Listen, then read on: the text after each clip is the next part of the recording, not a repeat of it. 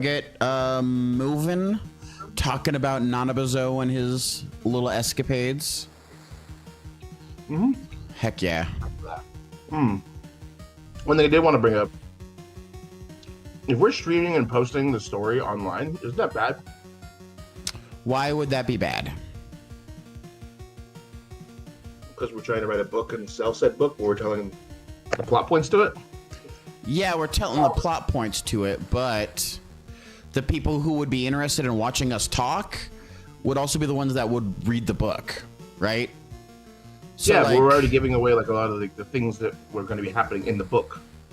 So it's people that would want to read the book would be spoiled for them. We're basically giving them spoilers.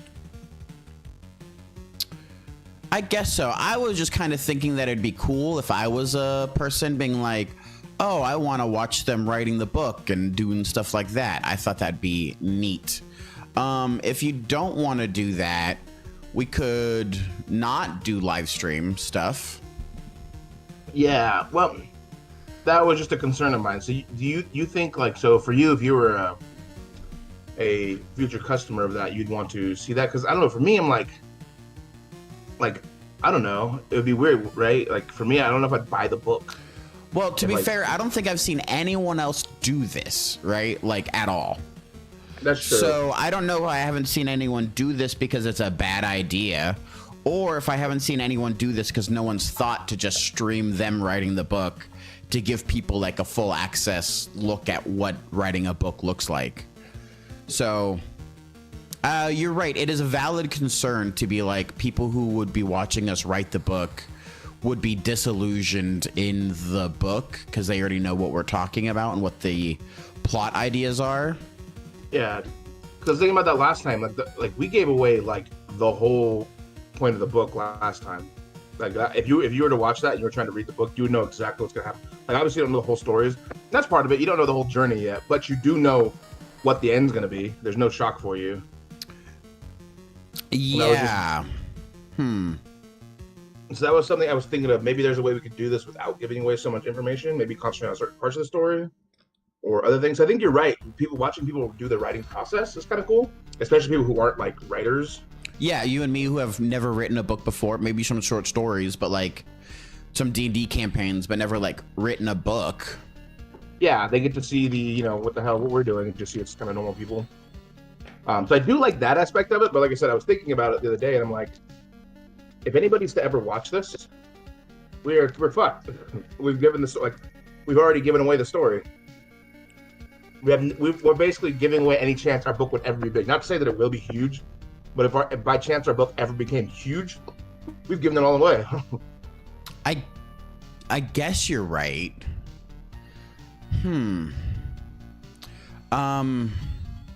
Boy, I was kind of excited about doing the live stream writing at the same time type of thing, like getting chatters talking in and like typing away and stuff like that. In my mind, it made sense, but you're right, kind of talking it out, because then you would just have somebody who would come in, see what we've said, and just be like, oh, here's all the information about the book.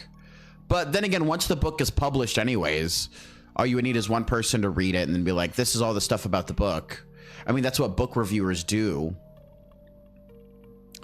Yeah, but usually people are good with like, I don't know, like not doing like spoilers and stuff like that. Obviously, you can avoid them if you really do want to read the book. But like I said, for me, I don't know, it just seems a little bit like we're not giving away like part one of the book. Yeah, we're giving away all of it. Everything. Yeah, it's all, the end of the story is now clear. They know what we're doing. And that part is the one that's hard for me to overcome right now because, like I said, if our book ever becomes any popular, someone pops on your that very first YouTube video you did, because I didn't realize you were going to post them, which I don't mind that. Oh, I could take it down if you wanted.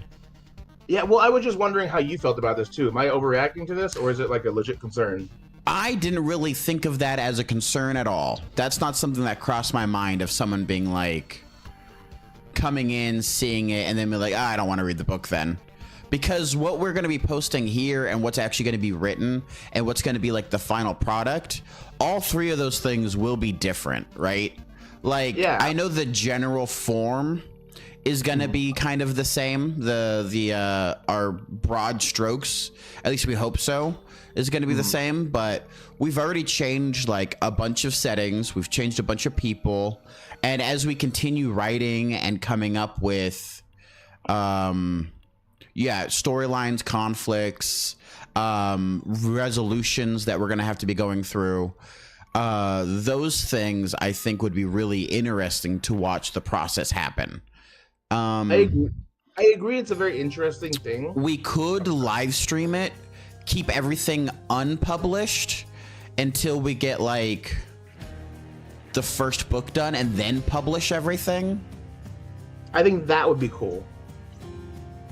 Is doing everything then going over. I think that's a really good idea, actually, when you say that out loud. So we would still have it live. We would still stream it live, so people who would catch it on their first run through would be able to keep up with it. But then we don't publish the live streams until later. Mm-hmm. Yeah, because we got to do something. Because like, it's not my concern that no one's going to want to buy the book. It's my concern that we've like. Not that you don't like, because it's the same thing when you watch a TV show, right? It's why when you make a TV show off a book, they usually change something. It's not to give you some sense of unknown. And everyone is mad when they do. Every time. Usually when they make a TV show that's based on a book and they change stuff, people are like, why did they change it? I wanted to see that. I don't know. Sometimes, I guess. Every time in my experience that I see a show and they change stuff, it's usually not in the way I want it to be changed. That's true. I think there are two sides. Like, I think Game of Thrones did a really good job of changing things. They did a very, very good job, actually. Some of the things I think they did better, some were about as good, some were worse, but I think overall they did a good job. But like Aragon was fucking trash. Trash. Harry Potter too, I think they did a little disservice to it, but I don't know. Like I said, my big concern is that like we write it and then nobody cares anymore because they already know what the ending's going to be. Now the other side of it is people could care about the journey though. As I said, I wasn't like, I'm not completely saying like, hey, don't fucking post anything. That was just more of my conversation is like having people that are like, I wonder what's going to happen. You take away, when you do that, you take away people's ability to interact with the world. You take away fan theories. You take away things like, I wonder what this means, Because the first book, if we don't even introduce the snakes in the first book, people get to theorize about what the big evil is, what the fuck's happening, why are the things happening here that shouldn't be. Yes, but that, you put that makes already. Sense. Yeah, and that's my problem. And the biggest series that happened, I know you don't really like fan theories and stuff, but the biggest series by far always have a world with so much in depth and so much mystery to them at the beginning that people can do fan theories, and that's what drives the fandom. Yeah, those Harry Potter fan theories, those Game of Thrones, Lord of the Rings, they all have mysteries unsolved, and people like to talk about them. Tom Bombadil is still one of the most highly researched fucking nerd things ever, and he was in one chapter. People love that shit. So on the counterpart, do you think that it might breed more fan theories if we have our conversations? Because we're going to go back and forth on a few things. And then because today's not really a discussion about plot. Today's just writing. At least in my mind, we were going to be concentrating mostly on writing. So for like a day like today, would you still think that would apply? So we would basically be going through where we left off and just start writing, talking about what we're writing about now, and maybe not talking about like the long stretches, the over arcs. Mm-hmm. So then we're keeping the viewpoint narrowed, and we're not really showing the long form. Yeah, part of my thought was maybe just doing strictly the writing. What we're doing, like you're saying, is just not talking about the story, talking about only this area. So if we're writing book 1, Nanabozo, I think that'd be a cool thing for people to see. This is what we're doing. This is what our writing process is. Maybe yours is way different. Maybe yours is better. Maybe yours is worse. Yeah, and but then this is how we're doing it. If we ever do get people who are interested in this type of stuff, they'll share with like, oh, when I'm writing and I'm having a confusing thing, this is what I do for help. Or, oh, wow, I love your guys' writing. Or you guys are terrible. Give up now. You know, the various things that the internet will say. Yeah.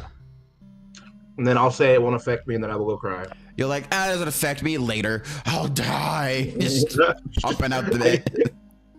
Have you seen The Office? Of course. You know, with Creed, where he does that, where they're making fun of him. He's like, I could take it. But yeah, he goes, he's in the hallway. Why? Why are they always so mean? Yeah. Yeah. Okay. Yeah. No, I think it's just something we do have to think about, though. Said, and my other concern with it, I had two concerns. One was that. Sweet. The other one was being a gimmick writers. You know what I mean? Your book is only fun because of this thing. That doesn't give you any staying power or any ability for actual fan growth. Because people are just like, oh, that's a neat, and then gone. Because you're just, it's a cool thing to see for a second. You know what I mean? And that happens all the time with people. People will do something that is neat instead of an actual staying power. And that is definitely a gimmick.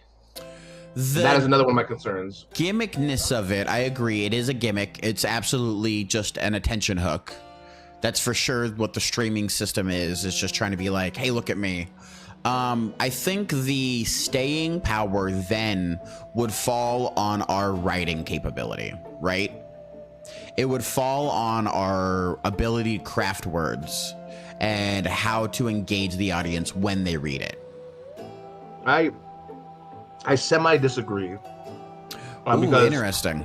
Yeah, because so a lot of writers, if you hear them talk about, like Harry Potter, for example, is the perfect example. A lot of writers, like you hear professional writers talk about stuff like it's not a well-written book. And it makes sense, right? Because the generation it captured were the millennials. Mm-hmm. We were kids. When I was reading the book, I didn't know what good writing was. And I haven't reread them like as an adult, like looking into it with that lens. But apparently it's not a very well, but you think about it, things aren't. Like there's racist fucking names there and stuff like that. They're kind of stupid. What captured it though was her fandom. When you build that fandom and you build that world and, you get people entrenched in it, now they're invested into your world. And so I think good writing is really important, obviously, but I don't think it's the most important thing. Well, for sure, it's not the most important thing. The streaming was in relation to building a fandom, right? Mm. To building people who are interested in this book for more than just what the story is. So that was, I think, the beginning thought process for streaming our writing process was to get the fans, to get the people who are, oh, I've been here since day one. Oh, I came in when they were writing chapter 13. Ooh, I actually came in at the end of book 1 when they were writing the awesome epic scene. I can't believe how they edited it for the release type of thing, or the changes that they made after they took it off the stream type of thing. Yeah, and I think that could be a really, really big thing as far as like you saw the guys that one of the first guys like played D&D really popularly on stream. Then it became kind of a whole category unto itself. Yeah, exactly. I think you're right. It could be. Like I said, I think we have to do it. If done properly, it can be. Sure. Because one thing is I really do like the story, and I don't want it to be something terrible. Like I said, for me, the big point of writing this story is to introduce people. Like, don't get me wrong. I would fucking love to make money and be famous authors. Like At least 5 cents. At least 5 cents. But the bigger portion of this for me, telling the story in this way, is introducing people into Native American heroes to show that we're not just a bunch of fucking monsters and we're not mystical people, that we have real characters and that we're real. We're not fucking unicorns and shit. Mm-hmm. And so I like that. Then that has to be the main thing, focus for me at least. And I think maybe that's why our lenses are a bit different on everything I do, how I approach those things. I don't know if that's the right way to say that, I guess. But you know what I mean? So that for me, it has to be, I want it to be, obviously we both want it to be the best we can be. And I think I over worry because of those things. Mm-hmm. I don't want to come off as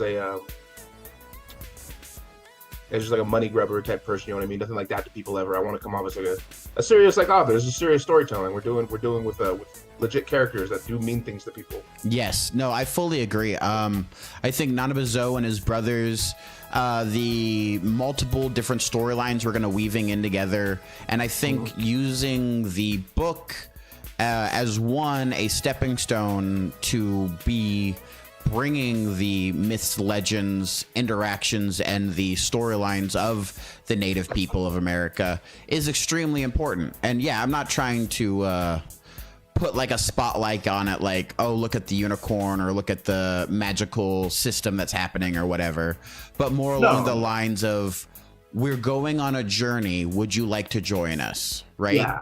No. And I don't think you are. No, I wasn't saying that. Like you. Well, yeah. I think you are. Yeah. I'm just saying like, because even the ideas I have, I'm like, all right, is that going to be proper? But I will tell you this though. Like I said, I think I am being oversensitive. So I was actually talking about that with one of the guys today here over here, and he's native. He's all very he's very like he's very invested in making our culture better, our people better. And I was talking to him about the book today, and I was telling him, like, that's the reason I'm writing it. And he was like, dude, I would fucking love to read that whenever you get it done. Because he's the same thing. He's just like me. He's an urban native, doesn't know much about our culture. He's obviously a different one. And he was like, ooh, because his first question was, because I told him, I was like, well, I'm writing about Nanabozo, and the reason I am is because he's from my tribe. And also he's very, a lot of people have very similar versions of him or the same person all across the country. And he's like, are there any in my tribe? And I was like, I love that question. You're like, that's exactly what I want to hear. But everybody wants to know that, you know what I mean? And you hear that all the time. People are like, oh, well, I want to know, what's our hero? That's your hero. And I was like, that's perfect. Because there's the reason I picked Nanabozo is not just because he's from our tribe, or my tribe, is because have you seen that list of alternate names? Oh, there was like 12, yeah. It's because a lot of tribes have a version of him, which is strange. I find that really interesting, which is something I would love to do a deep dive on eventually. Is why it just, to me, the only two creatures or people I've seen that have that pull are Thunderbirds and Nanabozo, that are like all across the country. Everyone else has their own things, like, you know, like Stoneclads are only on the West Coast. The Flying Heads are only in the South. You know, those things didn't pull, which would be interesting. And I said, so that's a cool reason. One of the reasons I picked him. And then he had heard of Ashibakashi too, and he thought that was a really cool story. And I was telling him about her, and he's like, dude, that is fucking the exact lore I would love to know about. What's happening between them. And so people like him, I think, would be legit people that would love to watch our stories and maybe read the book eventually. So I think as far as like tribal people, I think a lot of millennial Native Americans that grew up urban is going to be a big part of our outreach. Of our outreach. What is the word? Community, fan base. Whatever the word is, you know what I'm talking about. Like the people that would buy the book. Yeah. Yeah, a bunch of natives that don't know much about their mythology and want to learn more. Like, you can learn it through a fun way instead of having to go through and read the books, like, you know, look up things like we do. Yeah, go through and read the like, oh, this seems like a really cool story, but it only has 2 paragraphs, and you're like, is that all I can find? And it's like, yeah, I guess. Exactly. They want to know more, just like I want to know more, or you want to know more, and so we can put that together for them. And so, but that was just exciting to hear from him. Like I said, he's exactly who we want. You know, he's my age, sure. nerdy guy that's like, yeah, fuck yeah, I'll read that. No, I mean, everyone I've told about the book has been like 100%, that sounds cool, let me read it. White people, non-white people, everybody basically that I've mentioned it seems really intrigued in the type of story we're going to be telling. So I guess that wraps back into the whole streaming element, because this, in my head, this is a really good way to begin the tide of interest, right? We're dripping the information out. We're writing the story as we go. We're talking to people, maybe gathering more stories from other people's tribes if they're on Twitch or YouTube or whatever, and just seeing what they're communicating about. Okay. Now, if you are uncomfortable about it, I won't mind turning off live streaming, and we can just meet every once a week and just do stuff between the two of us. But I'm not uncomfortable with the live stream. Oh, sorry. Go ahead. But building a community, I think, is one of the most important things to get this book off the ground. No, 100%. I agree with that. And that's what I do love, like, the way I see it, you'll handle the live streaming portion, you getting people interested that way, and I'll take care of the social media stuff on the other end. I mean, they're both social media, I guess. Yeah. And I think that's very important for us. It is, in order to get a following. And I think it's smart to keep doing live streams of you know, actually writing the book. So I think it would be a better idea to just do strictly the writing of it and just talking about it and laughing and joking and talking about other things within those things, just like we normally do. It just don't bring up the broader picture. Right. We can use Mondays for long tracking, or whenever we like need the time, you can be like, hey, we need to talk about long thing. I can mute and like hide video and stuff like that, so we could just talk amongst each other for a while before I pop it back up to the stream. Yeah, and we can see how that goes. You know, I said I'm willing to change too. Because you're right, it might work. I've never seen anyone else do it, so it's true. I wish we had another story I didn't care as much about. That's the reason I brought up how much I like the story and how much I think it's important to me is like just getting it done. Mm-hmm. Because I wish we had a story I didn't care as much about that I wouldn't mind fucking like using this as a trial period for and being like, hey, can we write this book first and see if giving the end away it doesn't scare people off of it? Well, there was the book I was trying to write before we started writing this book. Mm-hmm. Anna Hawthorne. Basically, it's a high magic, high fantasy system-based book where, set in Oregon, the lady magic comes back into the world. It's kind of a game lit type. And she's using druidness and dryad mixtures to basically take over part of the country as the world falls into decay of chaos once everybody has superpowers. So kind of a... have you ever read any lit RPG books? No, I know you and Francis are really into those. Yeah, it's that. It was that type of book that I would be interested in. That I was thinking about writing before we started writing this book. Okay. Now, I don't know if you want to do that. I think it would be a very interesting book to write. But I think we've put a lot of work into Nanabozo. No. I didn't say I wish we had. I meant like I wish we had tried this before, but I know I can't. Yeah. Okay. Good. That's what I was projecting. Yeah. No. I'm just not. I don't know if I'm willing to risk the experiment of giving it all away and having people be disinterested. You know. I like it that maybe letting people watch us write. Yeah. It's interesting. See if that's something people enjoy, and then you can build it because not everybody's going to be on here. You know, streaming. No. I love the Fallout show. I never got a chance to play Fallout. So everything was a surprise to me. That's awesome. I watched it as a standalone. Yeah, no, 100%. And I also think that the people who would be tracking us from the stream, I don't think that this would get any more, maybe max like 20 viewers a stream, right? For people hanging out, watching us write a book. But I think those 20 people would definitely be like, oh, I watched these guys write the book. You should read it if they liked it. If they don't like it, they'll be like, whatever. And then probably that's the extent of their animosity towards it, right? Yeah. Oh, exactly. I said I wasn't saying it as an episode no or anything like that. I was just bringing it up as a legit concern of mine I was thinking about. No, it's a good concern. Yeah. And then we can start live streaming then if you want, and then we can kind of talk about some other stuff. But I mean, well, actually, I do want to bring up another idea to you before I go on that, I guess, if we're just going to just do the writing.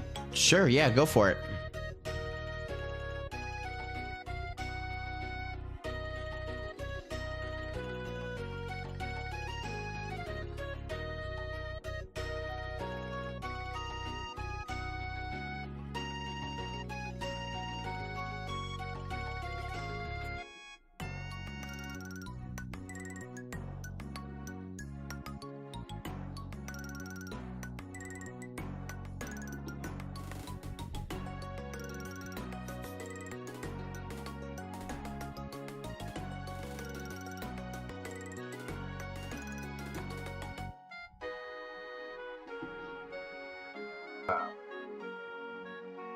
This is my favorite hero from Native American culture. Give him Nanabozo, give him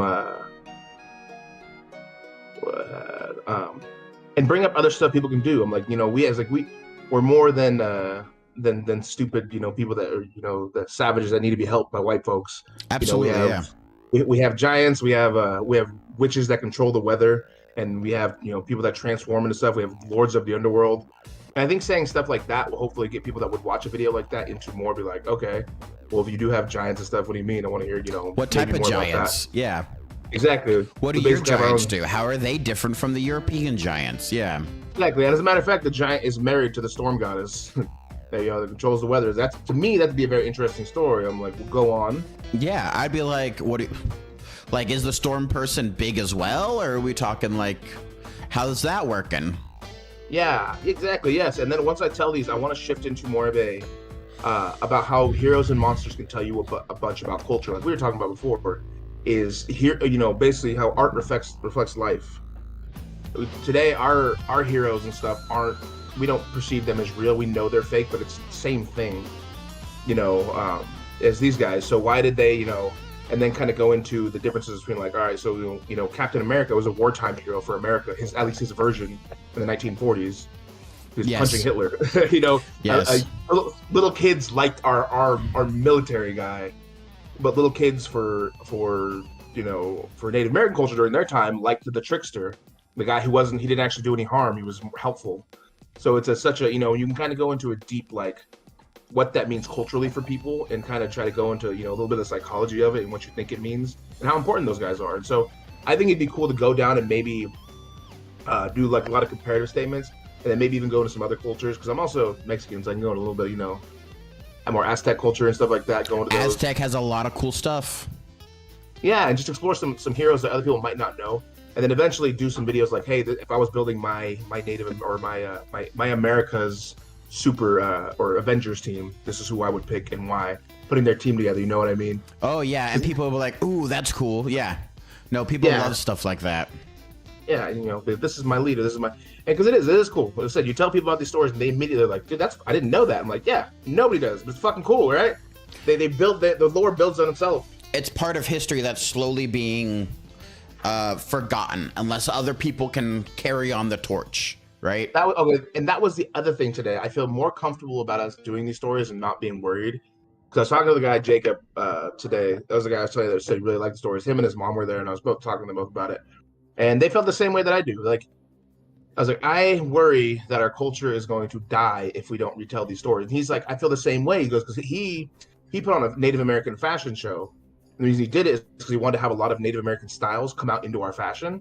Because he had a lot of people that made traditional clothing and stuff like that. And so he put on this really big fashion show up in Portland.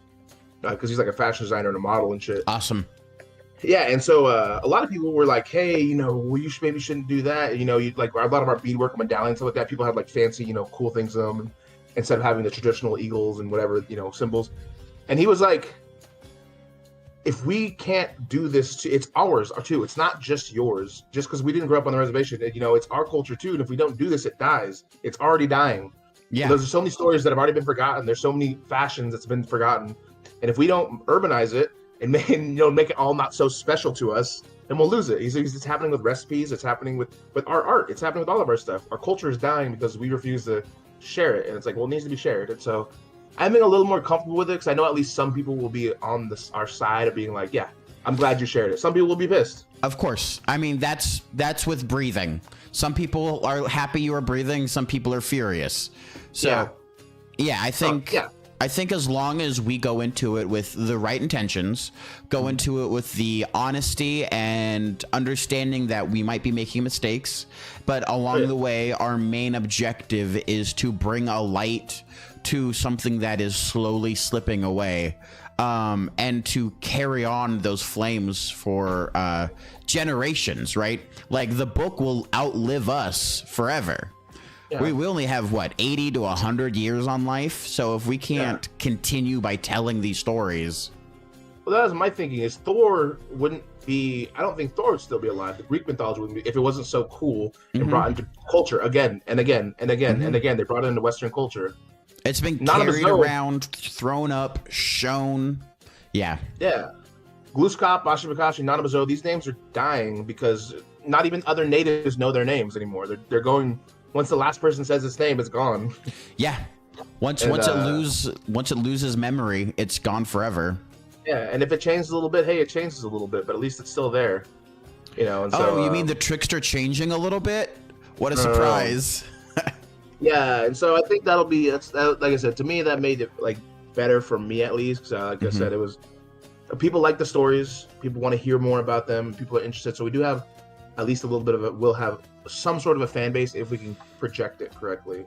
Okay. Which so yeah, and so I am have been working on the social media stuff. I'm gonna work with that girl. We're gonna try to shoot some video, and then she's going to try to edit it and see how that goes and what kind of content. We're trying to get it down. Like I said, I was working on this style before, because before I knew this is what I wanted to do, but I didn't know exactly how to word it. And I think that's exactly how I'm going to word it. Is just going to come in and be like, hey, just exactly like that. Just open it with people only think about the villains for us. We're just, we're not all, it's not all evil villains, and we're not helpless. We had heroes that defended us, just like you guys do. Right. And then just open with that and go in, and then just trying to go back and forth, trying to get people hooked on it. I'm super excited. I think that's going to be awesome. I'm more than willing to help out with that type of stuff as well. Maybe pulling up other stories or things that we can find online and being like, these ones would be really cool or interesting, or maybe going through and drawing the correlations between Native American heroes and Western heroes, or anything else that you would like my assistance on. Let me know. Yeah, no, definitely. Right now, I think I'm okay. Like I said, I've been working on it pretty hard the last week or so. I know eventually I will need help.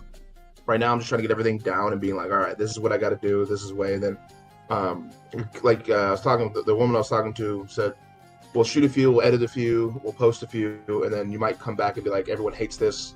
The thing you like the most, everyone hates, but the thing you like the least, everyone likes, and you got to go with that. Yeah. And it might take you months and months and years for people to pick up steam. Sometimes that happens, and you got to stay consistent. And so that's just what it is. So yeah, I mean, we'll try, and then if that doesn't work, it doesn't work. But I mean, I think if we can even get by the time we finish this book, if we can get 10,000 followers, 20,000 followers on TikTok or YouTube, I think we'll be at least in a range where hey, look, we do have a significant following. There are people interested. Maybe with some advertising. Yeah, Native American shit's hot right now. Everybody wants to know more about us. Yo, people loved Prey. That was a good movie. Yeah, Prey, Reservation Dogs. Reservation Dogs is a good one. Yep. Fucking Killers of the Flower Moon. Everyone loved that shit. I haven't seen that one. I thought that was a really cool one. It was. I liked it. I don't like that they. I don't know. You'll have to watch it yourself, but they force a lot of Lily Gladstone to more of the background. As much as they hyped her up for that, and she had a wonderful performance, but they more made it a Leo-centric movie. Ah, okay. And it should be. They could have told a very similar, if not the same story. I think maybe even better if they told it more from her perspective and pushed Leo's character in the background. But they didn't, and it just. I mean, it's Leo, but I guess But I think if you want to hype up as a Native American movie, it's put the natives in the front. Then don't we hype have a it up Native as a black American movie. Watch the white guy the whole time. Yeah, exactly. Yeah, and that was a little bit of complaint. But it's hey, we don't have many movies for us, so we'll accept this one. It's okay. You're okay, well, you get a pass. Yeah, all right, should we get into it then? Yeah, let's get into it. All right, cool. Streamers be streaming. Jonah be All Jonah. right, let us get into it. All right, where did we leave off last time? Go ahead. Yes. Are you streaming? Yeah. Oh, gotcha. Okay. Last time we were writing we're trying to do the beginning of the book, right? Yeah, we were coming in at the end of this chapter here. So I'm actually gonna share my screen with you. All right. This is terrible writing, by the way. I want to preface that, but I was writing this really quickly. I just had an idea, and I was trying to get ideas on the page. Sweet. So this is more of a different, and I'll just explain it to you more than to you, because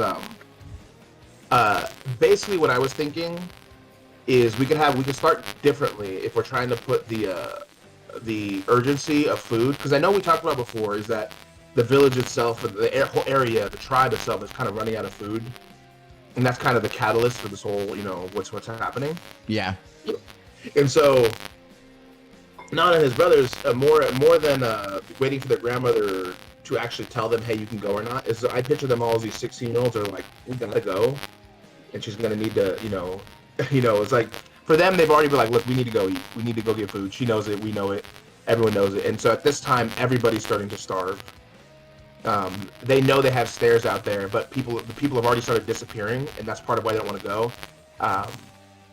There's been no food, and things are eating, and people are disappearing. So people are thinking there are bigger animals out there where they would normally be eating are now eating the people. They're taking members of the tribe, and also that the grandmother does know there should be a storm coming soon, And so she doesn't want them to go out, and they need to go and talk to her and be like, look, we got to go. And so like Bozo is like, she's just gonna have to be okay with it, and the rest of his brothers are giving him a hard time, be like, yeah, you go tell her then.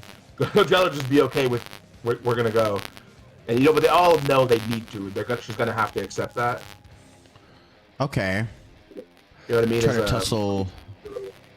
Yeah, and I didn't write this really quick. The reason I wrote that part, and I want to keep that there, I need to rewrite that, but I wanted to give off the unseriousness, like the free carrying of Wolf, along with the seriousness of Bozo. Because I picture him as more of a, like he is technically the oldest, and he's like in charge because he was born first, technically. Yeah.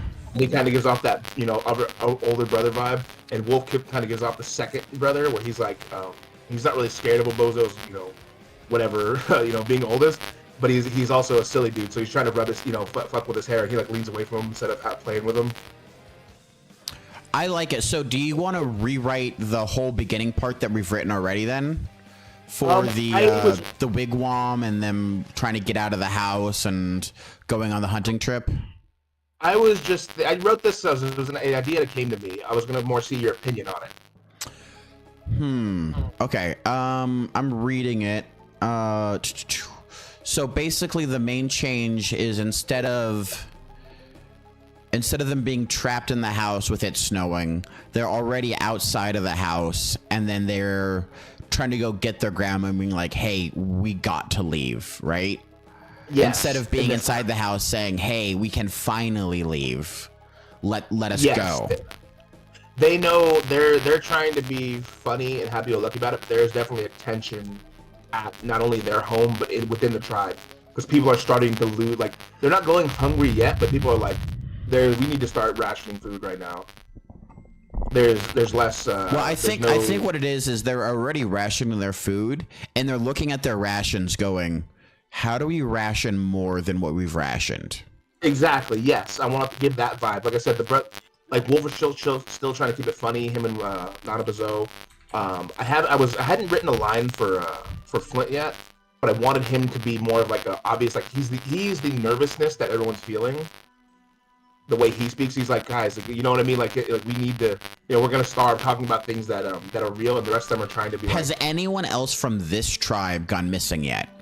Yes, and I want that to be a point. Is that people have gone missing from their area, and like I said, what they think it is that it's bears out there. And the grandmother, one of her lines that I hadn't quite gotten to yet was going to be basically like, there's something else happening, something to that effect. Where she's legit worried there is evil in the woods. Whereas at this point, none of them really know magic. Like they kind of know it's there, but they're not. It's not really like a big concern of theirs. They know there's animals, there's hungry animals, there's big predators that haven't eaten too. There's bears and shit that that also need food. But I think we can give that same vibe while keeping them in the house originally. Because I did kind of like the idea of us starting in a safe area and then going out to danger, right? Because the inside of the house, the wigwam, the inside of the tribe, that's all like a safe zone, and they have to make the conscious choice to go outside, right? They have to make that hero's journey to be like, I need to put myself in danger for a reason, rather than already being outside and being like, let's go get grandma. No, I like that. And I'm willing to. It didn't matter. Like I said, this is what I was trying to get down. Because it doesn't matter to me. What I needed to do was within the story was really quickly. Like I said, I was going to sleep last night, and I woke up, popped up, and wrote this down. Perfect. Yeah. It was basically that their grandmother was somewhere else, and they are waiting for her. So they can be inside waiting for her come from a room. From outside, they can be outside waiting for her to come out. They can be inside the house. She's at the visiting with another person, wherever. I just need them. Their opening scene should be them talking, and everybody kind of getting a vibe for how these guys are. Like, so the seriousness of Bozo, the how Wolf is kind of like not their leader, but like everyone just loves him. He's the beloved. How Bozo's kind of the funny trickster dude, always gonna mess with everybody, and then how Flint is a warrior. And then that's the way they're dealing with this kind of serious situation, and kind of give people this like, it's you said serious. Flint is a warrior. Warrior, yeah. Oh, warrior. Yeah, I'm with you again. I heard warrior. Like, I'm no. a fighter, and I was like, he's the emo warrior boy. He's the littlest brother. He's just a little guy, yeah. Yeah, he's a little guy that already is not well liked by Bozo or Nanabozo. Yeah, And okay. so, I get what you're saying. I'm just trying to figure out how we would adjust the beginning here. Because I do like it.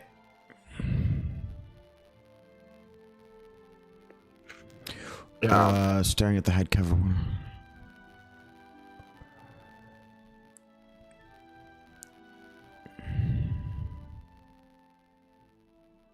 and then one other thing I did want to happen as they're leaving is to run into somebody that just came back from looking for someone they lost. We could do that when they're doing a hand signal to the head warrior. He could be coming in from the outside, being like, "We were just looking," and then they're like, "Oh, we're gonna go," and then we could have a whole conversation between them. What do you think about that? Yeah, we could something like that, where like they just like because what I wanted to do is like as they're leaving home, because it kind of gives that like the mischievousness of the boys where they're trying to break rules because they know if the guy gets back and tells their grandma's gonna fight him tooth and nail on them going, and they're just like, oh, we gotta go and fucking split, you know, as soon as this guy tells them, and then now they're running full face into danger to not starve. Ooh, I like that a lot. Yes. Okay. Let's look at our rough draft here and then see what we can change to make this happen. I do like that a lot.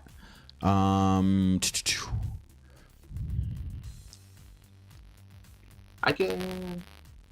You want me to share this one with you? I don't know if I shared this one with you yet. I can see it. Do you have it in the document area? I don't have it shared with you. I'm the only person that can see text to speech. That better. It's so annoying that I have to go to my email and it won't just pop up in my shared with me. Yeah, I don't know what the deal is with that. It is silly. Yes, you should be able to edit that now. All right, I'm in it. All right. Nanabozo and his brothers were outside talking, waiting for their grandmother. She had forbidden them from going out too far from the village, but they were getting low on food. Everyone was. They needed to convince her to let them go out and hunt, though. Over the last few months, this is another though in a row. Yeah, again, I was just trying to get the ideas down so I wouldn't forget. We can totally rewrite this whole part. I was trying to get the whole. Okay, I get where you're coming from here. Let's see. Let me go back. And did we decide this first part to tell from Nanabozo's POV? The very beginning, we wanted to tell from Wolf's POV. Wolf's POV, okay. Right, we're gonna go with Wolf and up until like the end of chapter 1 or chapter 2, when he goes through the ice, and then we're switching to Nanabozo for the majority of the book. Okay. And this should probably be Wolf and his brothers then. Yeah.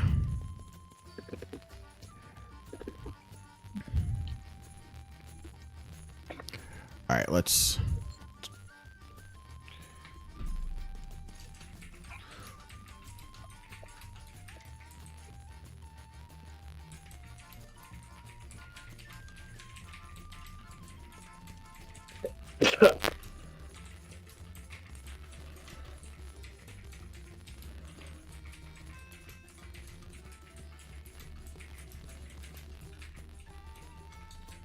At least for the moment. How do you feel about these part 2? I need to correct these, but yeah, the general well, saying. you be sure to tell her that I will be waiting to. Waiting to see it. Nana said, "Yes, be strong for us, oh big brother. You know we all look to you for strength." That is clunky. It's very clunky. This is like Mount. Like again, just put down so you. But this kind of teasing. Yeah. Yeah, because basically what he's trying to say is, so it's from this point to here, is and food is getting scarce. They would need to travel farther out this time to find something. She'll just need to be okay with us going. If we don't eventually, we'll starve. What do you think who's the about wolf oldest. smirked instead of said wolf? Okay, gotcha. It gives And then- more of a nah type of feel to it instead of a happy-go-lucky or like a yeah. Yeah, she will just need to be okay with us going. Like, I imagine in my mind, Wabozo saying just like the very, like facts. She'll just need to be okay with us going. If we don't, eventually we'll starve. And then, yeah, Nanabozo comes in. Yeah, well, you should have told her that. I'll be waiting to see it. And then his brother comes in. Oh yes, big brother, be strong for us. You know we all look to you for strength. Oh yes, go tell grandma you'll survive. Yeah, exactly. That's the kind of vibe I'm trying to give them. And then I wanted a little bit of a Flit coming in with his, like,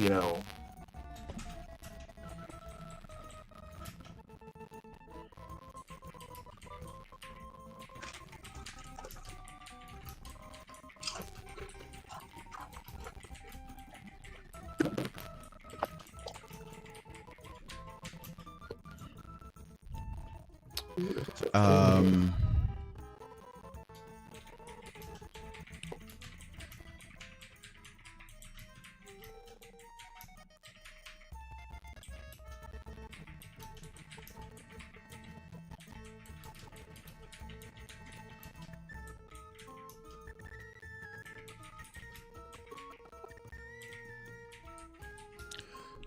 and the other wigwams.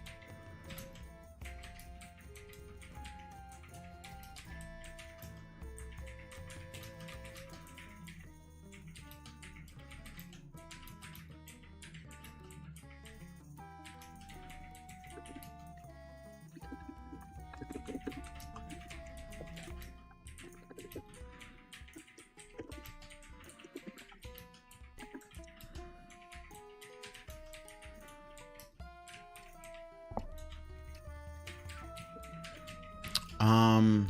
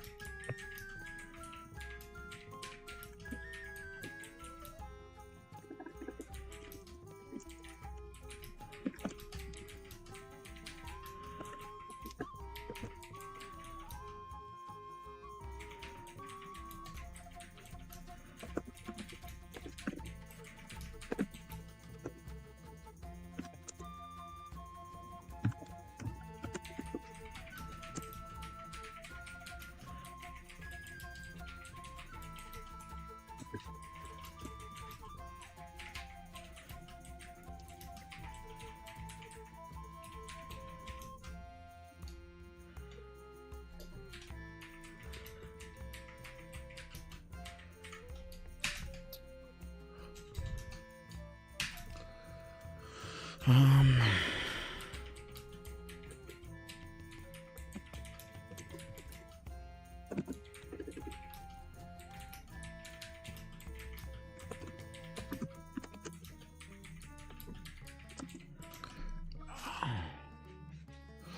Well, last few months, though, no one had been going out too far. People had been disappearing at an increasing rate, and food is getting more scarce. They would need to travel further out this time to find something.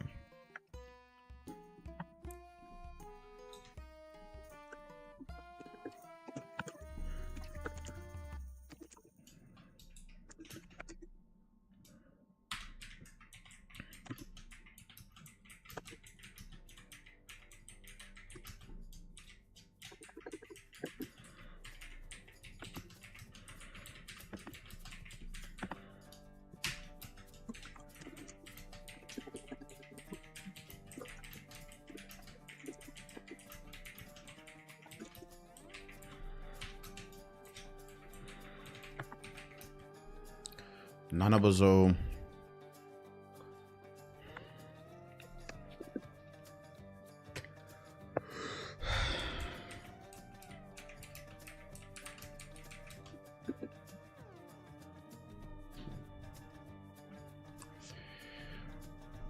I want to say like bounced over the couch or like sitting bench.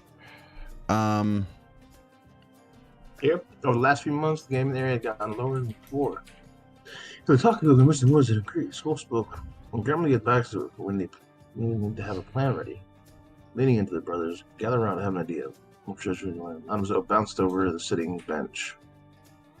Okay. Yeah, I think that sounds good enough.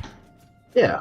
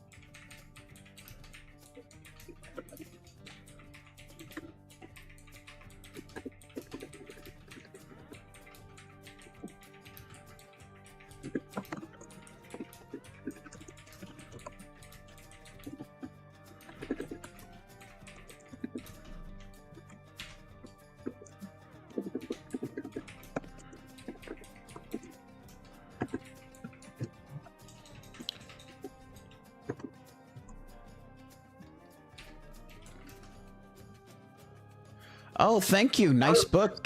Tired of Sleeping is in the chat. Appreciate it. We're just trying to figure it out. We got our first commenter. They said, Wow. They said, nice book. Oh, thanks. Who is this? I don't know. Just says Tired of Sleeping. That's their name. Oh. Not me. I love sleeping. I would rather be sleeping than most things, actually. It sounds fantastic. Well, didn't do we have a? Let me go grab a name from our character list.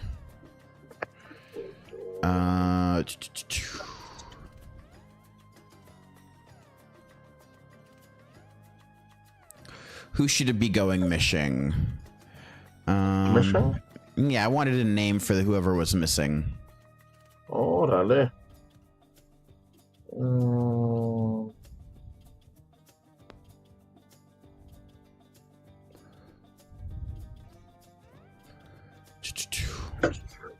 Somebody. Let's say Maka. Maka? Yep. Bird.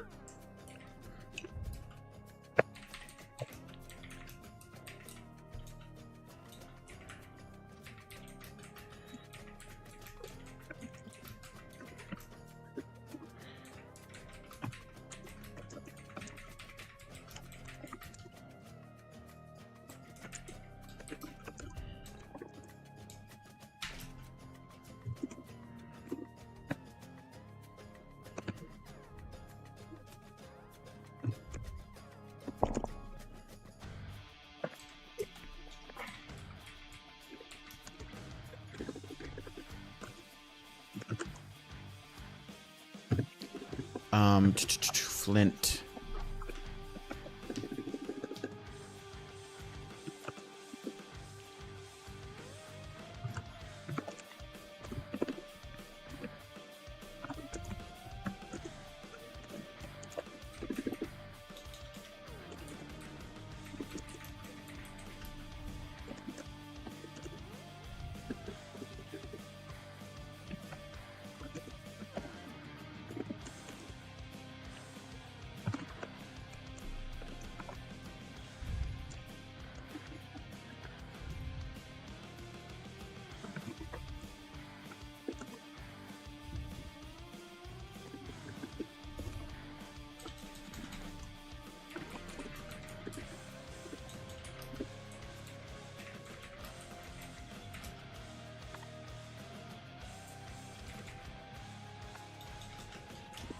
Oh, bitch.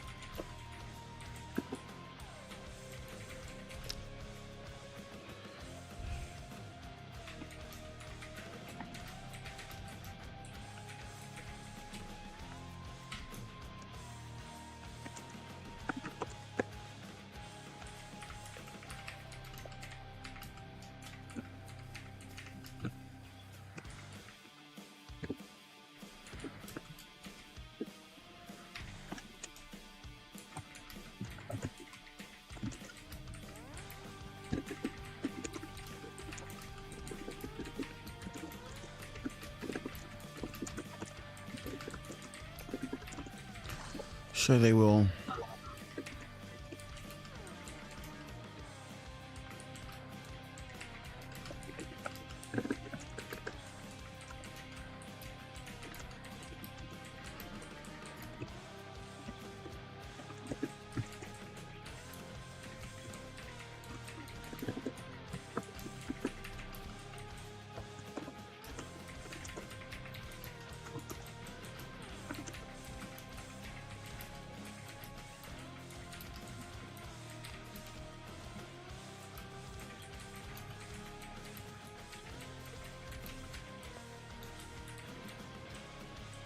Ooh, should I give a time, like maybe a week left before everything is out, or should I leave it ambiguous?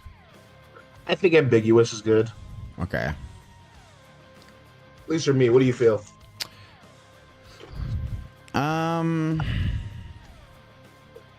There are pros and cons. You put a timer on. Either way, you're putting on a timer. It's the other one's more definitive. Exactly. Oh, you don't need to share your book with me, your page with me anymore. Oh yeah, the screen. Yeah, I just looked over and I realized we had, because I'm typing and I've got it showed up on the screen, so that it was also yours on the screen. And I was like, oh, that's weird. Screen on screen violence. Is anybody? Ooh. Is there anybody watching this? Where's what's his name? No, tired of sleeping left Where's after a John? minute. They popped in, man, commented, took off. Happens. I can't be 100% locked in on this stream when I'm texting and typing. That is going to be one thing. We're going to keep people engaged in it.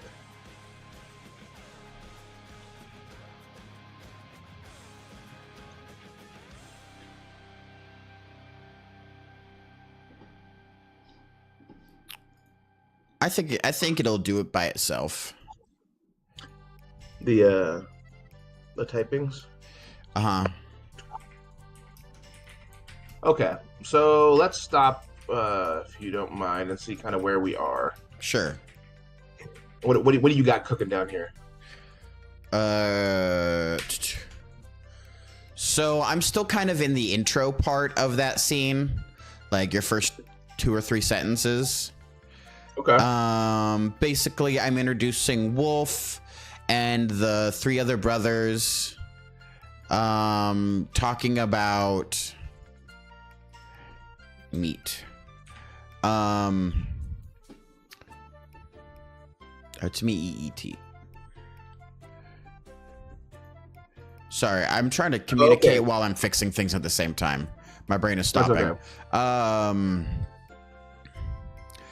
Basically trying to do what you did, but giving these brothers some space to talk and hang out and communicate a little bit. So Wolf spoke up when grandmother gets back. We need to have a plan ready. Leaning into the brothers. Gather around. I have an idea. Wolf gestured for the others to join him. Nanabozo bounced over the sitting bench, excited to hear about how to get out. Bozo grabbed his bow and leaned in. All 3 brothers looked over at Flint sitting on the rack, pushed against the wall near the fire pit. Well, didn't Maka just go missing a few days ago when out looking for food? Flint spoke into the still air. All the boys shuffled in their place for a second. Speaking up, what Bozo says, the warriors are out looking for her right now. I'm sure they'll find her and bring her home safe. As for, there needs to be a comma or a period. As for us, we're already rationing our food and looking at the stockpile. We have maybe a week left before everything is gone. 3 days with how Wolf eats. Kind of that ribbing we were talking about earlier. Okay. My my only critique of this is again, like right now I want to give the vibe that these boys are 16, 16-ish, whatever age we put them at, for leaving this. They've already been hunting before, and they know they're going. Their grandma can tell them not to go, but they're not going to be stopped. Like, they know they're going to starve if they don't go. So not much of less of a, I like that you're saying they need a plan, but I think it needs to come across as more of a, like, they're sure they're going to tell him, like, hey, it's like, we're going to go. We're out. Okay. And she's going to say, got to have an argument with them. But because I want to give the, how dire the situation is, but also how much the grandmother's worrying. Where she's so worried, she doesn't want them to go, even though they're about to start. Like, they're get close to, running out of food. And then she's that scared of it. But also, it's such a dire situation that these boys, knowing people are really missing, are like, we still need to go. Okay. We need a plan, to have a plan ready, leading into the brothers. Okay. And so right here, if you wrote at the bottom of mine, what I was getting to, my next thing I was going to write was basically give you a little bit of Nanabozo kind of bullying Flint a little bit, and then Bozo stepping in, because I picture him as the like again the kind of enforcer of the brothers. I set him aside as a bigger person. I like this right here. This Bozo was a full head taller and much broader. I like the physical descriptions here. Yes. Okay. Nice. Thought you like that. Yeah. I didn't get too much from Nanabozo, but yeah. Exactly. So I picture, Bozo is their big warrior. He's their smartest, he's gonna be their general, that kind of guy. Hey, how the hell do you spell maybe? I know I'm interrupting you. Yeah, maybe. Yeah, that's okay. M-A-Y-B-E. M-A-Y. I always put the Y at the end. There are some words that are very simple that I have problems with too, and I'm like, what the fuck is wrong with me? And whenever I spell check it won't give it to me. Why is it so bad? It's so stupid. And I feel dumb. But, like, I misspell month all the time, and there's only fucking 4 letters, and I don't know why I want to add like an E and shit to it. M-O-N-T-H, month, 5 letters. Yeah. 5 letters, okay.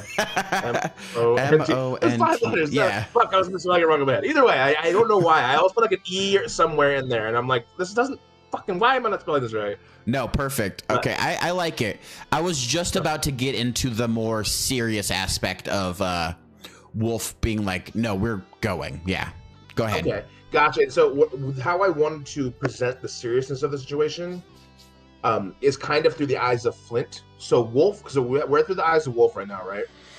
So Wolf is seeing all this, right? He's got his brothers here. They're starting off their story. They're like, hey, look, we need to tell Grandma we're going to hunt, And then his brother's gonna joke him, yeah, you tell her, you know what I mean? They're joking, but there's a serious tension there. And then Nanabozo kind of gets in on Flint. I'm just like, in a more of a kind of a, I didn't know how to put that there. I need to figure that out. But more of a sneer, he's like, why don't you tell her, brave one, kind of like being like legit, instead of like, kind of fucking with him, is legit being a dickhead. Mm. And then Bozo steps in, he's like, leave it, dude, because I think he kind of knows he bullies him. And then Wolf is kind of sitting on the sidelines thinking, he's like, all right, I can let these guys fight, but we really do got to, seriously, we're going to leave here. So he's like, so his next step is like, has to break them up, and that's kind of when he gets into that wrestling match with Nanabozo. Okay. Because when they're laughing about it, how we already, because I really do like that scene where they're laughing. It kind of shows their brothers, And then the next scene is where his Wolf gets up and he's like, he goes, seriously, he goes, what do you think though, Flint? Because we, they've already kind of given their opinion, and he gives them the other side of it. He's like, dude, people are dying. He's like, because if we go, kind of gives them that what their grandma's feeling. Like, people are going missing. I don't know if they're running away or if they're being eaten or they're starving out there. What's happening? And people are dying or are gone. And to kind of give that seriousness, and Nanabozo is going to call him kind of a pussy. Well, Bozo is like, like we still need to go. And Wolf, I think, is going to be more of the in between, where he's like, yeah, I know your fears. Like, but dude, if we don't, we're gonna be in a bad time. And to kind of give you the the reader like that view of this is serious. This is what's happening, you know. And then when their grandmother gets back, she's like, "No, you can't go." And they're like, We're "You going. know, we gotta go." Yeah, it's like we need to hunt, we need to fish. We'll be back in a couple days. Like we gotta go. And her concern. One of the things I did want to note is that like the people are needing to go further and further to try to find food, which makes it more and more dangerous. You know, further you're going out from home, further, you know, you're more. Okay, so that is a big transition if we're going on a multi-day trip instead of the day trip I had. I think it makes more sense. What do you think? Because, like I said, most hunts aren't a day thing, especially if you need to go find food. Especially if you're, and I think it gives it more seriousness. I agree. Most hunts are not just a one-day thing. You go out and you're out there for a long time. I was just thinking in our original pacing we had them go out to the hunt, wound the thing, miss it, come back. Flint leaves, right, because they were picking on him. And then they go out looking for Flint because there's a blizzard. And then Wolf is the one who re-sees the blood trail. And he's like, oh, okay, I can go get it. And then that's when he gets taken. If we turn it into a multi-day thing, Wolf is going to have to be taken before they ever come back to the village. And if Wolf is taken before they ever come back to the village, I don't know if Nanabozo is going to stop looking when he's already out there. I think what they could do is go out. Some of that stuff could happen, and then on their way back, as they're coming close to home, is when they find the deer. You know, that might actually be good. Is they're on their way out, they're having conversations, they're getting worried because they're like, dude, we're gonna starve, like, and they don't want to leave. You know. So are they going to be taking the majority of the food stores then to go out on this hunt?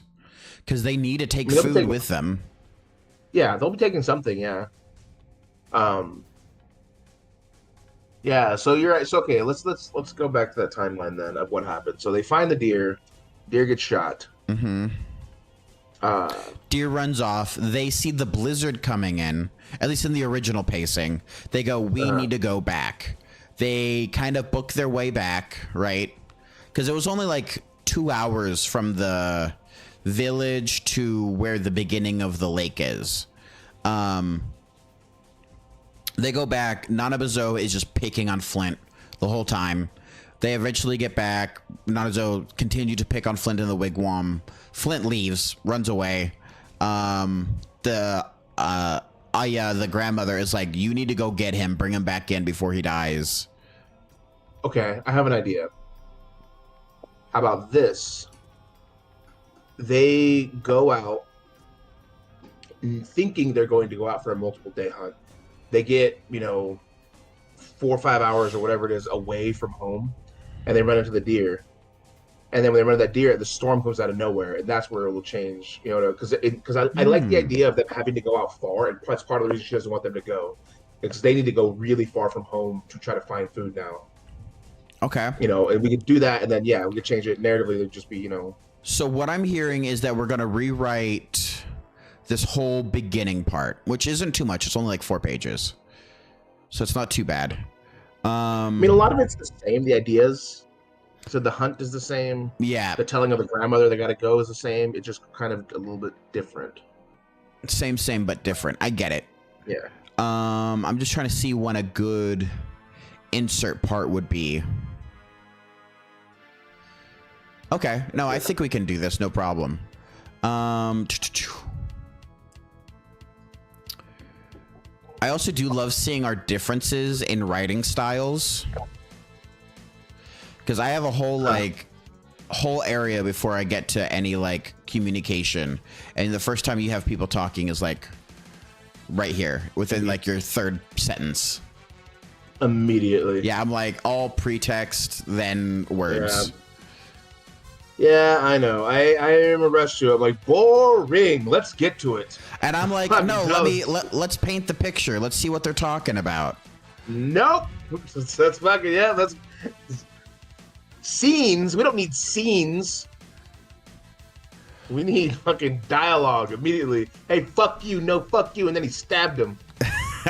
And that's how you write a book. Very Cain and Abel. I like it.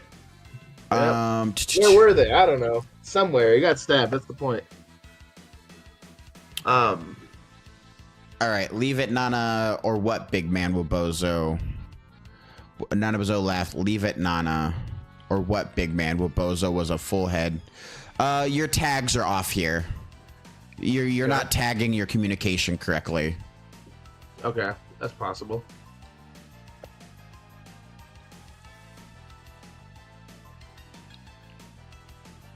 But the Leave It Nana needed something. I don't know who's talking after Leave It Nana. Oh, right here. So okay, so this was my idea. Is so maybe Flint should tell her. How about it, little Flint? And Nanabozo laughed, and he says, "Leave it, Nana," or what, big man? At Leave It Nana, you need a who said it.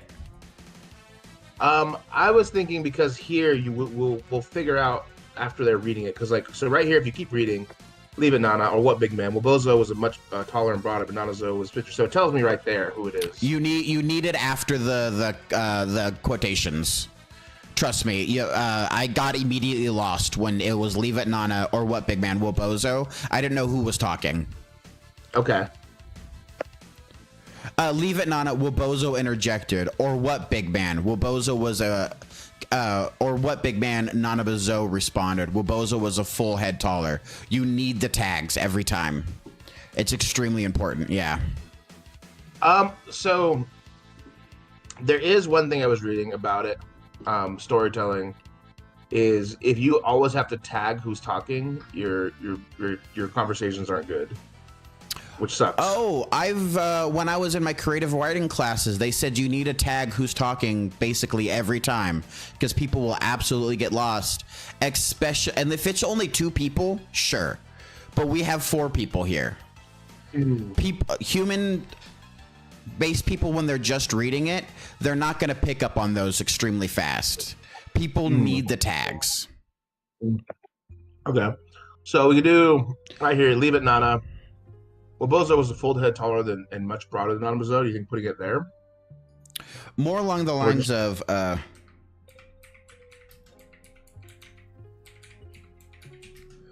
or what, big man? Or maybe we could put it there as Wabozo stood, leave it, Nana. And then boom. Kind of something like that. Why is this saying this is weird? Quipped, yeah. Nanabozo laugh. Leave it, Nana.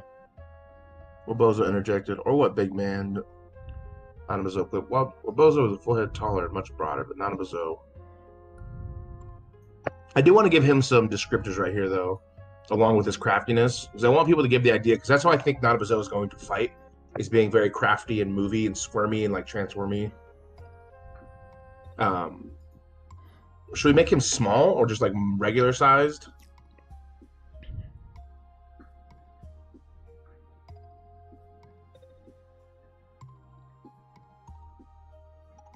I'm thinking. I think keeping him maybe smaller than the rest of his brothers isn't a bad choice. I think that might be a good choice. Kind of the small, stocky guy who's always ready for a fight, but when the fights do get started to happen, they back up a lot. You know what I mean? See, Nanabozo, though, I pictured is more of a, how do you say, like a constant mover type of fighter, like a Wolverine type. Like the Viper from Game of Thrones. Like what? Like Viper, yeah. Constant movement. He's gonna come at your face and then run around a little bit, you know, try to tire you out. Whatever it takes to win is his fighting style. He's like a wild animal. He transfers all that into him. He's the fucking the badger mole or the whoever it is. Whatever. If you're smaller than him, he's gonna come right at you, rushing at your face. If you're bigger than him, like Nana or like Wabozo is, he's gonna go for your eyes and go for your knees, or try to run away. If he can't win, he's not a coward. Not too afraid to run. It's like, hey, fuck this! I'm not fighting you. And I would love to have a scene like that eventually, actually, though, where there's someone like much bigger than him, and he's like, nope, just fucking books it. I think that's a really good idea for like the Fisher. Like, he pushes the Fisher just a little bit too far one day, and the Fisher's like, all right, get over here. And he's like, oh, no. Okay, we pushed it too far. Whoops, my bad. I'll back this up a little bit. My bad, yeah. Because I like the idea of him, like, standing up to his brother, be willing to fight. But, you know, Wolf and Nanabozo and Wobo, all of them know what the outcome will be, is Wobozo's going to whoop his ass if they actually fight. That, you know, he's pushing his limits, but he's not going to kill him. Yeah, if Wobozo gets full grab on Nanabozo's cooked. But if he just gets like a slip and then Nanabozo's like flipping around and running around and kicking at you, you're like, God damn it, get over here. Right? Yep. Yeah, it's like trying to fight a little kid, you know. Yeah. They're very, you know, or I don't know, fight little kids. Oh, constantly, almost every day. That's how I wake up. I wake up, go over to the preschool. Come on in. You guys know what I'm here for. They scream. The kid keeps coming here. Why? All right, no, I like that a lot. I think the tags really do help it flow a little bit better.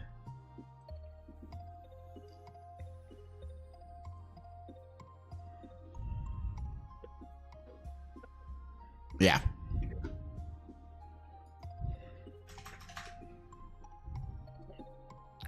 All right. Cool. And then we have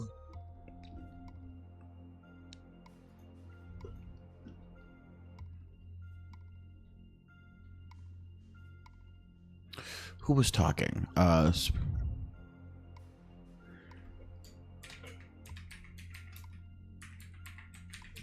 I like the nickname Nana for them calling him, because do you remember that his grandmother? So his actual name is it's not Nanabozo, it's something else.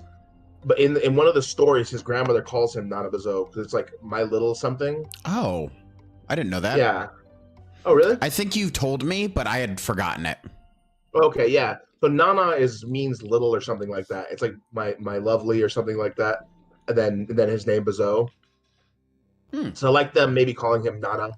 Is they're kind of short, so we don't have to fucking write out Nanabozo the whole time. Interesting that Bozo is his actual name.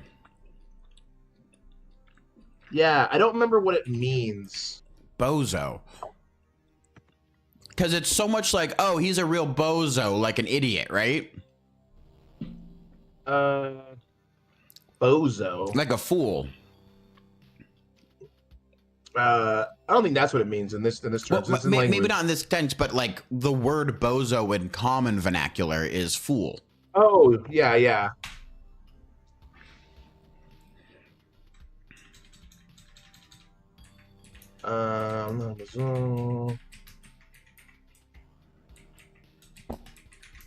Nanabush, Nanabozo, Nanazoo.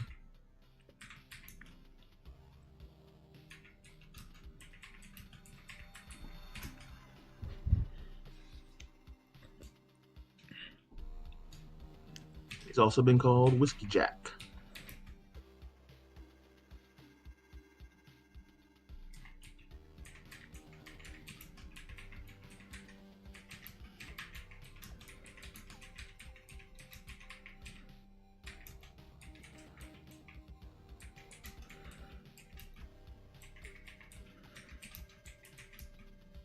Yes, here it is. Nanabozo's grandmother, who named him, used the particle N something to begin his name, which means my. Oh. Other speakers who are not Nanabozo's grandmother would normally drop this term of endearment to a little more general W or M. Like Manabozo. Yeah, so that calling him with that Nana instead of Wana, yeah, it's basically calling my. Oh, I like that. But yeah, no, I do like the idea of his brothers calling him Nana. Yeah. What if, so when, I do think we should keep his name as Nanabozo throughout the story, though. I think. And not switch it up for Manabozo or Wanabozo type of thing. No. I think his name should be Nanabozo. Cool. Totally in the story. I think, though, like, his friends, like, when, like, his brothers all call him Nana. And then, like, I think Fisher at some point should hear one of his brothers call him that and pick that up. Same thing with Ashi, so they'll call him that, too. That'd be cool. No, it means my. That's cool. I like that a lot. I think that's cute. Yeah, it's kind of. Or it's kind it of a could cool be used almost in a Japanese, like when you get to know someone, you call them like there. You drop the professional predicate, and then you can call them by their name or whatever. So it could be like he's walking around with them, and they're calling him Nanabozo, Nanabozo, Nanabozo, and he's like, "Actually, you guys can just call me Nana now, right? Like, no, we're close enough. Like, we've gone through so much shit. You guys can just call me Nana." Yeah, and I like it too because it gives more of a realistic view because every culture everywhere has humor like that, Oh, yeah. the shortenings of things. It doesn't matter how how proficient the names are. Japanese culture, European culture, Native American culture would have had the same thing. Maybe they didn't write it down, but they would have done things like that. It's human nature. Yeah.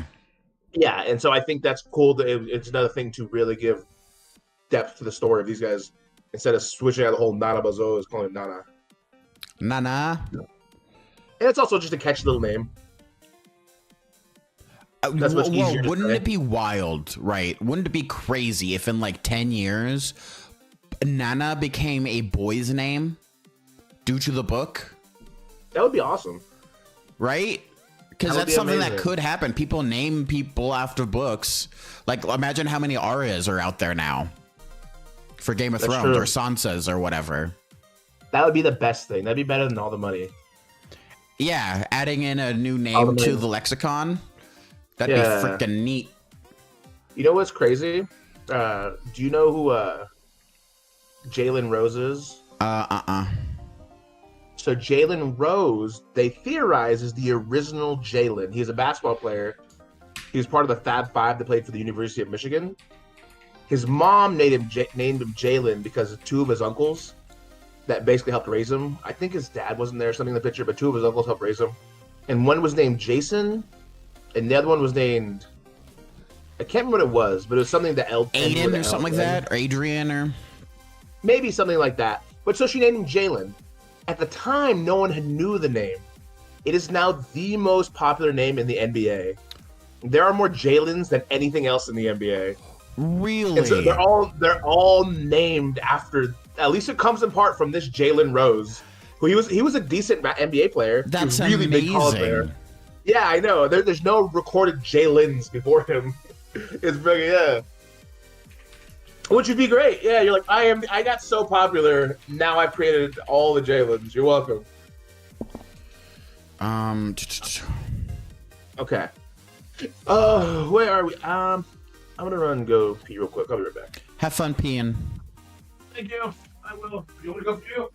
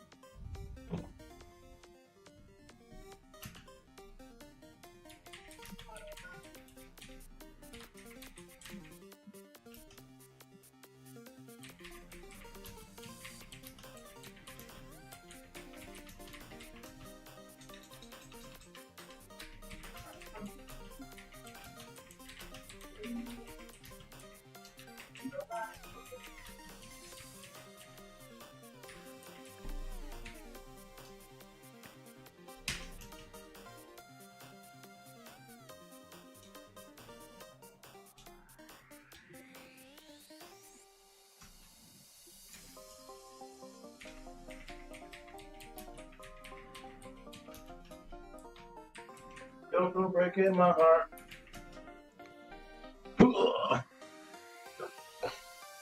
Okay. I am back. The Jonah. Hello, welcome back. Okay, where are we at? What are we doing? We were just kind of chit chatting for a minute.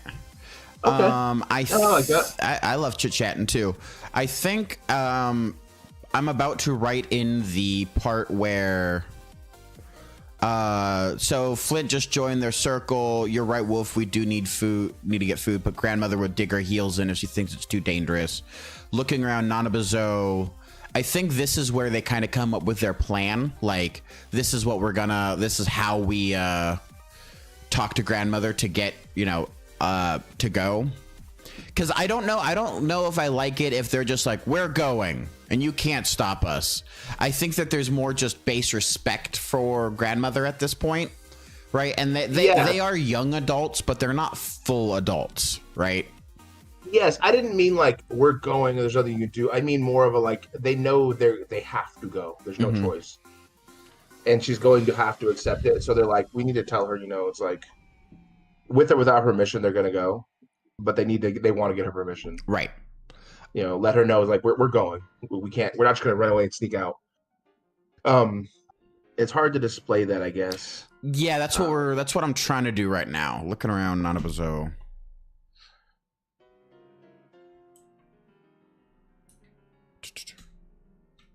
Let's do wolf.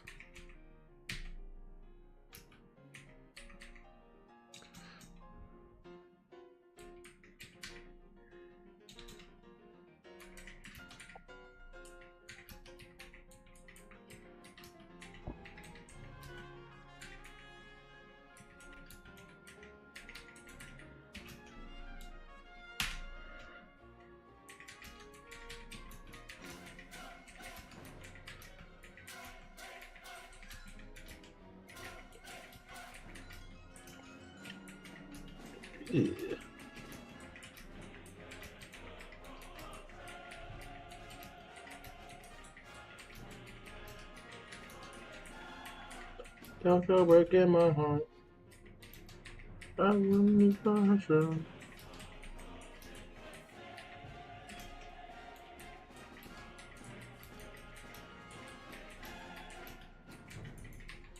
Nobody knows it.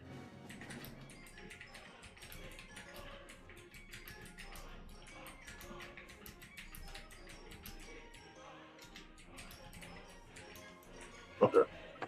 I'm back, baby.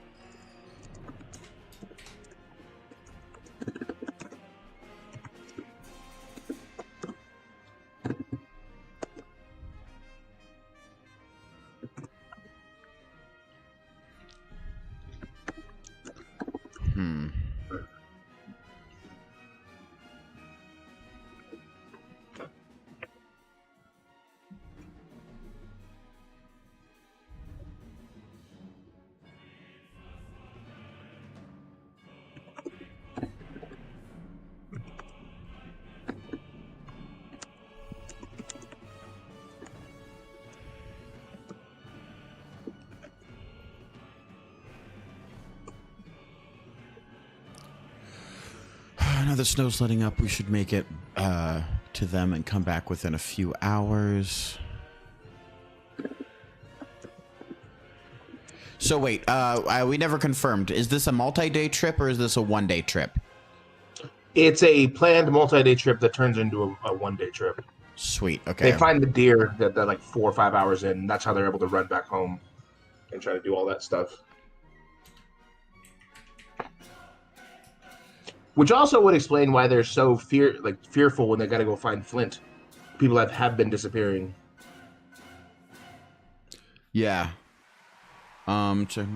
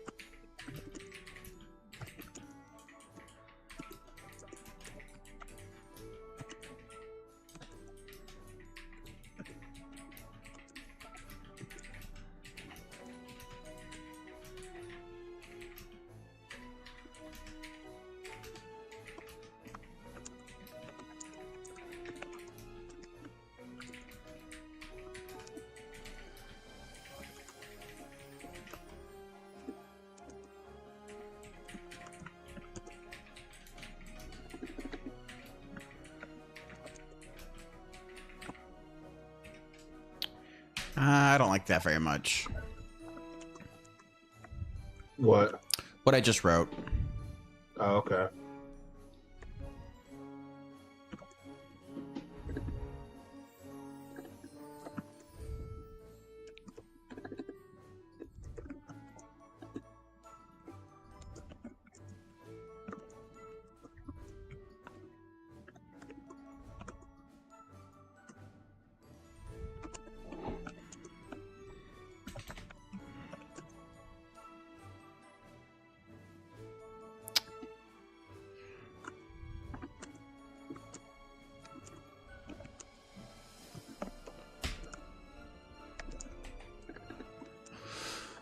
Whining like you do, and they will run up to us asking to make the horrible screeching.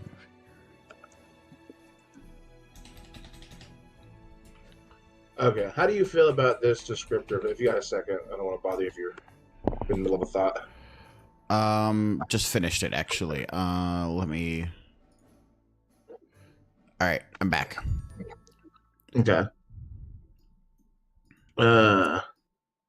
This area is a descriptor for Flint. All right. Wolf yelled, "Seriously, what do you think?" Through Flint. What do you think, though, Flint? Wolf said as he walked towards his little brother. And Flint was a little brother in size and time of birth. He was small, with dark hair, and rarely looked people in the eye. Wolf actually blamed a lot of that on Nanabozo. He was always quick to joke with him and Nanabozo, but he always put fire in his teasing of Flint. Ooh, I like that. He always put fire in his teasing of Flint. For all of the things Flint lacked, though, he was always smart, looked at things differently than the rest of them. And say what you will about his so-called cowardice, it had kept him out of trouble more than others. This "and say what you will" sounds like a narrator. That sounds like it's a new voice right here. "And say what you will." This sounds like, oh, whoops. This sounds like we have a narration happening right here. Okay. How would you change that? I wanted to get into the vibe though, kind of getting just a description and a vibe for who he is. So he doesn't look people in the eye. He is kind of a scaredy boy. He can hunt and he is smart. He knows about the plants and stuff like that. But I want to come across that he is kind of crafty. He's smart. His cowardice, they call him, or Nanabozo will call him a coward. He thinks it's smart though, and it has saved him a couple times, and that's kind of what.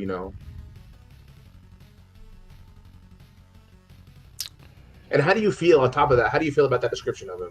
It's good. Make sure you're. It's good. I like the description. Yeah. You think that him? Okay. He's our kind of emo boy. That's all. He was smart, looked at things differently than the rest of them. And say what you will about his so-called cowardice, it had kept him out of trouble.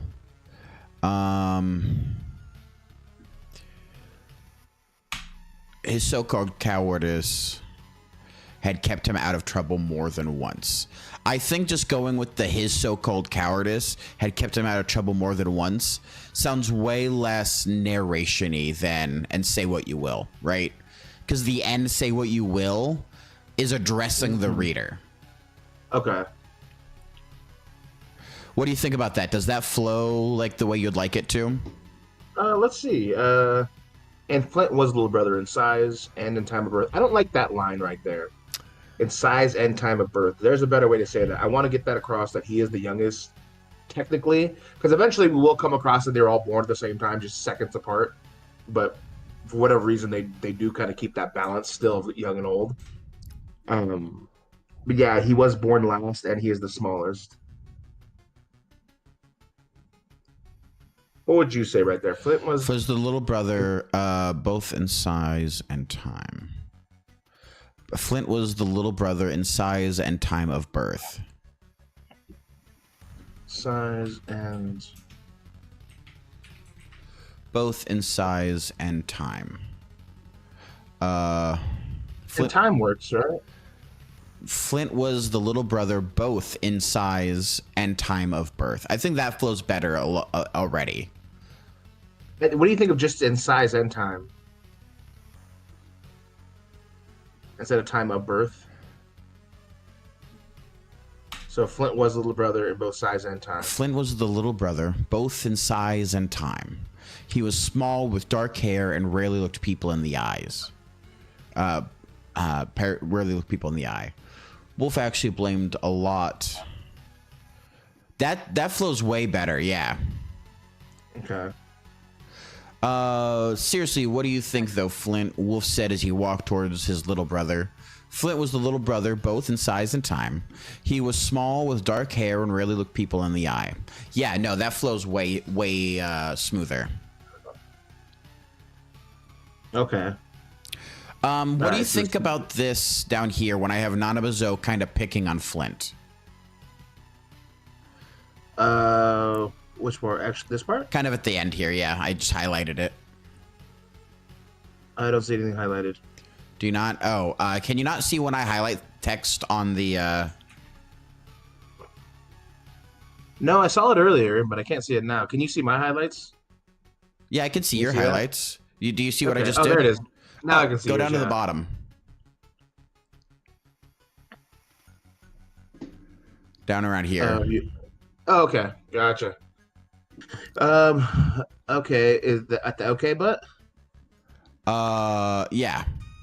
Okay. Gotcha. Okay, but if we'll be gone for 3 days, that's a lot of food we need to take with us. And if we don't come back, then it's a lot of energy wasted. Flint whines. Nanabozo smacked the back of his head. Don't get so negative, Flint. The three of us, I am sure we will catch all the deer and rabbits in the forest. All we need of you to walk the other way, whining like you do, and they'll run up to us asking for more horrible screeching, or you're complaining. Stop. There is. I like the idea. There is something clunky there, though. Um. That Okay. might have been me. You read it. You read it. I don't want to blame you for reading. I'll read it out loud real quick. Okay, but if we'll be gone for 3 days, that's a lot of food we need to take with us. There should be a comma here. And if we don't come back with anything, that's a lot of energy wasted, Flint whines. Nanabozo smacked the back of his head. Don't be so negative, Flint. With the three of us, I am sure we will catch all the deers and rabbits in the forest. All we need is for you to walk the other way, whining like you do, and they'll run up to us asking to make the horrible screeching of your complaining stop. There is something clunky here. All we need for you is to walk the other way, whining like you do, and they will run up to us asking to make... Go ahead, you were about to say something? Yeah, I was reading it. So, all it needs for you is to walk in whining, and they'll run up to us, and they will run. I think I understand what you're trying to say. I think we can reword this though. All we need is for you to walk towards them whining, and they'll be begging us to kill them. Something to that effect. I like the screeching of your complaining to stop, because it really is just putting the emphasis on Flint, right? Because I don't want it to be like, oh, they'll ask us to kill them.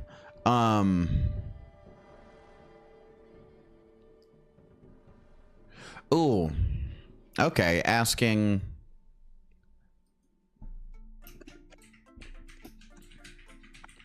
More like that? All we need for you is to walk the other way, whining like you do. They'll run up to us asking for death to make sure you're horrible. To make the horrible screeching of your complaining stop. All we need is for you to walk there. All we need is for you to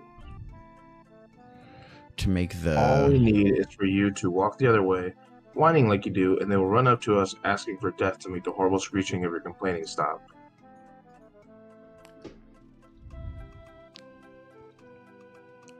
To make the horrible screeching of your complaining stop. There's something here. It's nice, but it's not good. I think the issue with it is it doesn't sound like something someone would naturally say if they were trying to insult. You know what I mean? So, like, if I was trying to insult you, like, if we're out in the woods and, I didn't want to hear you complain, we're in the same situation. I'm like, I think that would be more along the lines of something I would say is like, dude, all you got to do is keep whining all the way into the woods and they'll run towards us begging to be killed. Something more of that, more of a short and sweet thing. It feels like someone, like, this is a dialogue. Like, it feels like this was written by somebody, you know what I mean? Not natural. Of course. I think it would suck, because I think it is that horrible screeching part that is the long part that's ruining it. Which sucks, because I get what you're saying. It does give him something. But I think it's this part that is hard. Or maybe reread it with I wouldn't get rid of it. How about that? All we need is for you to walk the other way, whining like you do, and they'll run up to us asking for death. Yeah. I think that flows so much better, and that's something someone would say as a joke to somebody. Yeah. Whoops. Yeah, okay, that sounds better.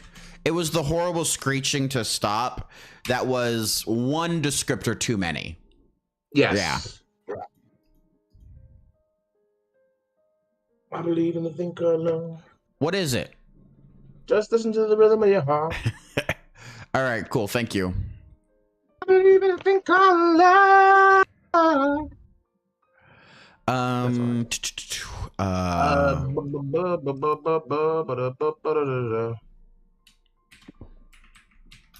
Okay, all we need is for your. How do you feel about the head slap? I like the head slap. I don't. Oh, you don't? You don't like the... I don't like the physical abuse. I think it is too far for me to give Nanabozo, make him both a physical and an emotional abuser for him. Neat. I was doing that because that's what my mom always did. Just A little head bap, slap. idiot, or bap, do the thing, or whatever it was. That was the kind of thing I was trying to portray. Yeah, and see, and if the grandmother was doing it, that's how I would perceive it. But a brother on brother doing it feels like he is just beating this kid. Like you, but you can already see the way earlier we're having where Wolf notes it's happening. But Bozo defends it sometimes. Yeah. Defends him against him. Him slapping him is just what, like, this whole time he's just beating the shit out of him. Fair enough. Okay. How do you feel about it?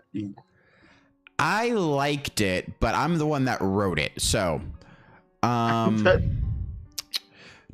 smacked the back of his head. Don't be so negative, Flint. With the three of us, I'm sure we will catch all the deer and rabbits in the forest. All we need is for you to walk the other way, whining like you do, and they'll run up to us asking for death. Because I think when you do the head slap like that, you are sending a message of who Nanabozo is, who his brothers are, and who Flint is within that relationship, right? Because if imagine me, you, Pena, and Steven walking in, and Steven slapping the back of your head or something, you're like, what the fuck is that about? You know what I mean? Yeah, okay. No, I didn't put it in that context. All right.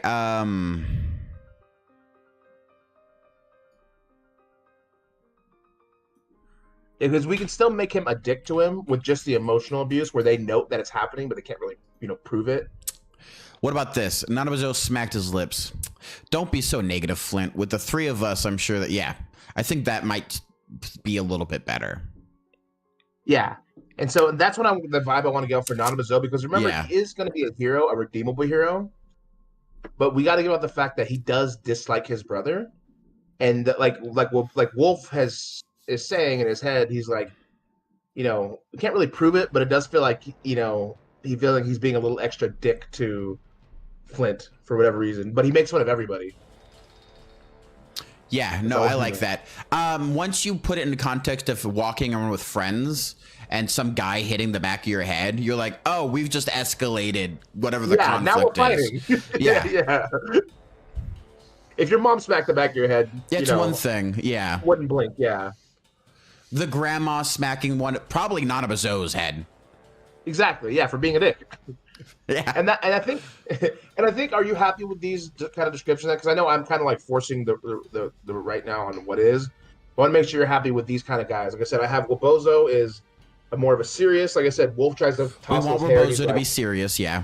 Yeah, he's like, don't touch me. You know what I mean? More of that guy. He is their big warrior type. He's a serious warrior, bigger than all them, stronger than all them. In a fight, he beats all of them straight up. And then you have Wolf, who is kind of the consummate peacekeeper of everybody.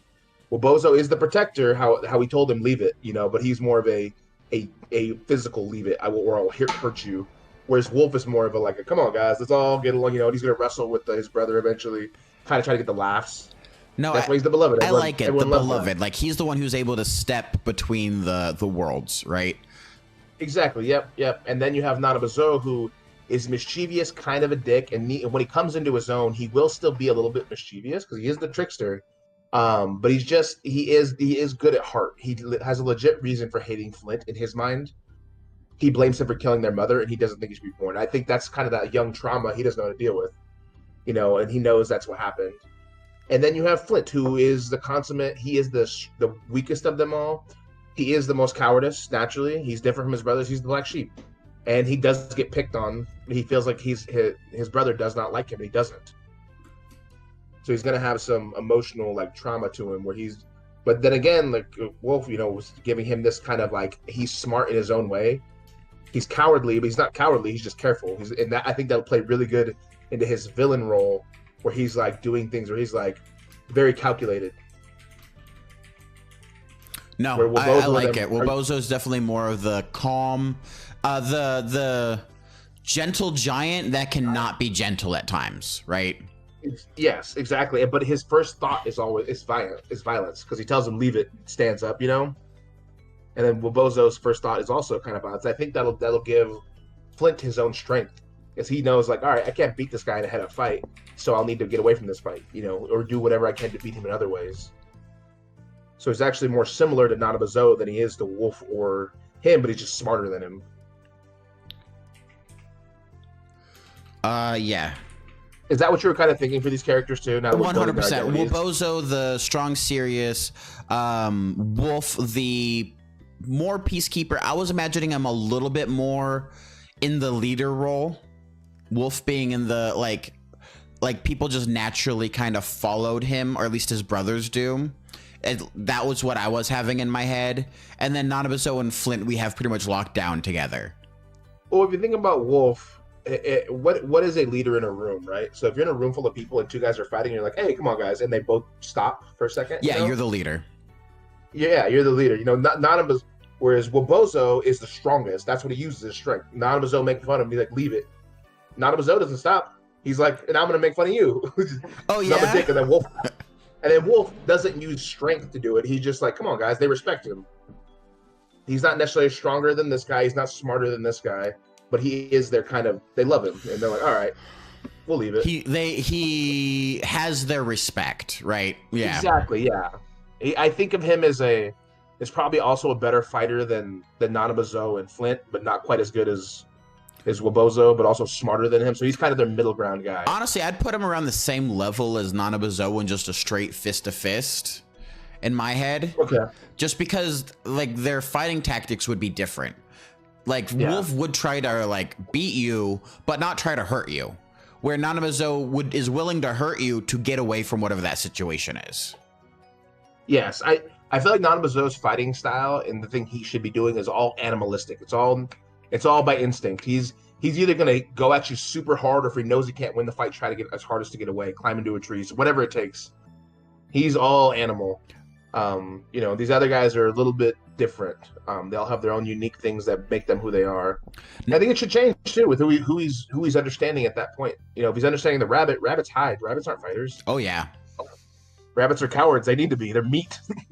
Yeah, they are the prey animal. Yeah, and I think that'd actually be really good for him, is to maybe that could be one of the reasons he does learn to be who he is, actually, is because he understands the rabbit. Because his brother, he calls him a coward. But then when he starts understanding the rabbit, and eventually if that's his first transformation, that'd be really interesting, actually, as a kind of a dynamic between understanding his cowardice brother and then him becoming and understanding a cowardly animal. It's like, it's not all cowardice. Like, I'm trying to survive here. Yes. So basically he would be kind of accepting Flint a little bit, the cowardice in his mind, to be able to, it's not like all cowardice. It's understanding that there is a tactic. I am not a giant bear all the time, and that's what Flint is. Like, if I try to fight like a bear, I'm gonna die like a fucking, like a rabbit. If I I can't do that. Glaring at Nanabozo before another argument can break out. Oh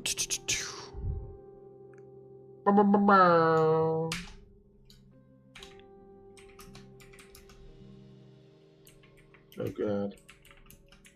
My cousin got... Okay, cool.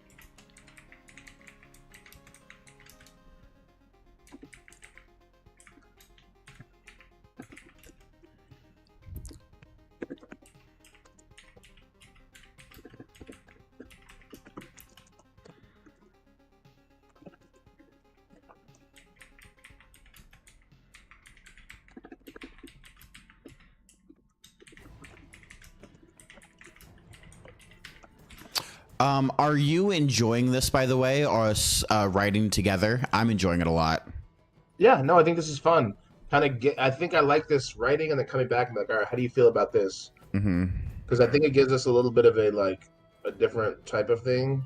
Um, how do you feel about because we're basically writing the same scene just in different ways, right? We are, and I think the second step at this, right, is once we finish whatever the scene is, to come back together and merge the two. And I think Yeah, that's where the challenge is going to come in. that's true. Picking and choosing what we want. Yeah, because I think my descriptors are longer than yours. What about that? And your communication, your talking is a lot faster than my talking is, which I think is good.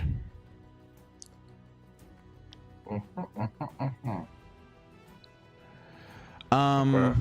I also think I've written a little bit more than you have so far, or at least it looks like it to me. Yes, you've definitely written more than me at this point. Um, we can try to go. So, I mean, we can kind of even check right now where we're at. Because you basically started from the beginning, right? Yeah. I'm actually just now getting to where Wobozo and Nanabozo getting a little, what are you gonna do about it? Type of thing. Oh, okay. Which I think is really interesting because you have this, and I'm just getting to the same part you are, but I'm down here. I know, right? Weird. Well, once it's my You know what? it's all the extra stuff I add into it. True. Lots of scripters. Descriptors. I think I'm doing different types of dialogue than you are at the same time. Yeah. So, it bounces back, a grin spreading across his face. Hey, Wolf snapped.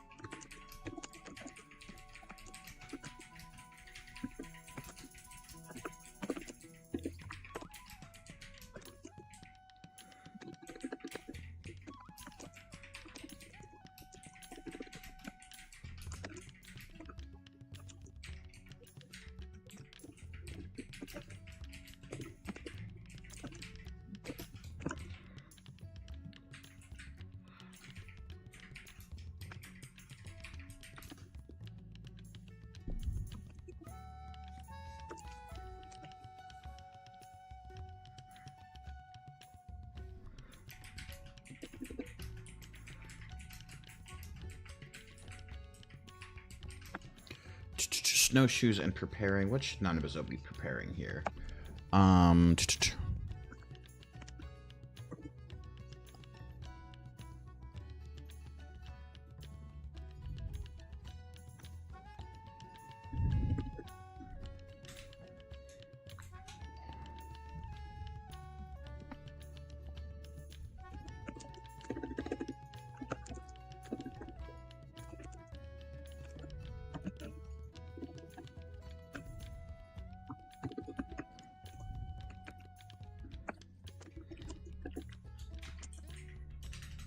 Ooh, how do you feel about this? Once you finish your thought, whatever. Sure.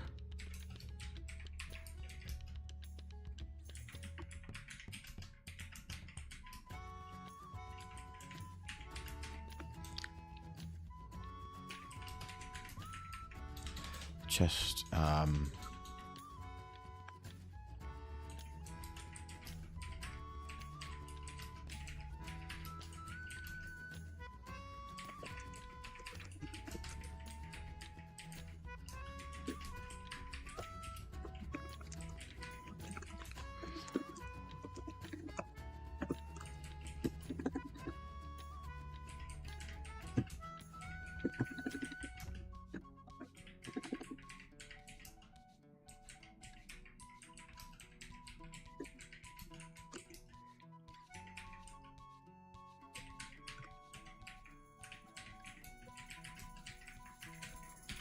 all right. I'm done. All right. What's up? So I'm thinking is that Flint, in order to partially show his wisdom, is during this conversation. So I was going through his dialogue. They're asking him basically his first thing is they're like, and he's like, all right, seriously, Flint. After all that shit happens, like, what do you think we should do? And Flint's like, well, I don't think we should go, honestly. And the first reaction for Nanabozo is, ha, of course you don't think we should go, kind of interrupting him, and then he just continues on to kind of show, he's learned to ignore him. But the more important part is, I think he should be completely right why they shouldn't go, and they go. He tells them, he's like, I think elders have a lot of wisdom, and they're the ones telling us we should be holding off. He's like, someone, I don't know who, maybe grandma is the one that thinks there is a storm coming, because like they think there's a storm coming, and they think there's more happening in the woods than just hungry predators. And so for him, I want to show his intelligence by knowing he listened. He was the only one of the three or the four of them that actually listened to the elders' advice, and was absolutely correct. There was a storm coming. It's the part which causes all the trouble, and there was more going on than just hungry animals, with the water panther taking wolf. So I would like his dialogue to be them. Basically, he's the voice of reason, telling them, "Look, we should listen," and they kind of take it as a cowardice. There's more happening than just hungry predators.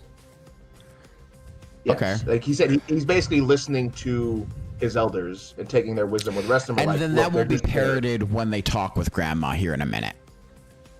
Yes. So the grandma is going to tell them she doesn't want them going, and they'll kind of know already why she doesn't want them going. But again, when they go out to the woods, this shit really is going to happen. That's why they shouldn't have gone. He was right. I like it. They should have waited. I like that a lot, actually. I'm definitely going to add that to when I do my part of this little bit. I like the Flint just being right. Like, he's the one that listens to the elders. He's the one that like pays attention to what's happening around him and can make good choices based on that. Like, yes, that's his real power, is he sits back and he absorbs the information around him. Exactly. He's the most patient, the most watching. Had they waited, maybe they could have got a bigger hunting party together.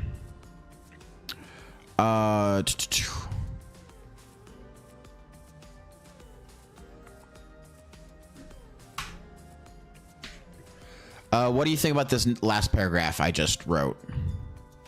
Let's see, last paragraph. Hey, Wolf Snap, both brothers stopped and looked at him. Listen, I'm growing with back. We need to be a united front. That means don't pick me on Flint, Nana. No wrestling, Nanabozo, and no rewarding all grandmother's life. I hear about it.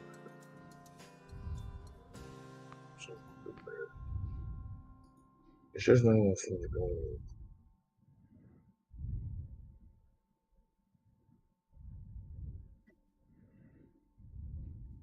Wolf for turning. What's this word? Wolf. I don't know. Portioning. I was trying to spell portioning. Okay. All right. I was confused. Portion. CHINI. Portioning. Yeah. No. There it is. No. Yeah, portion. Yeah, Portioning. That is all right. Hey, spell check. That's how I write a book. Wolf portioning out the food for 3 days. Prepping.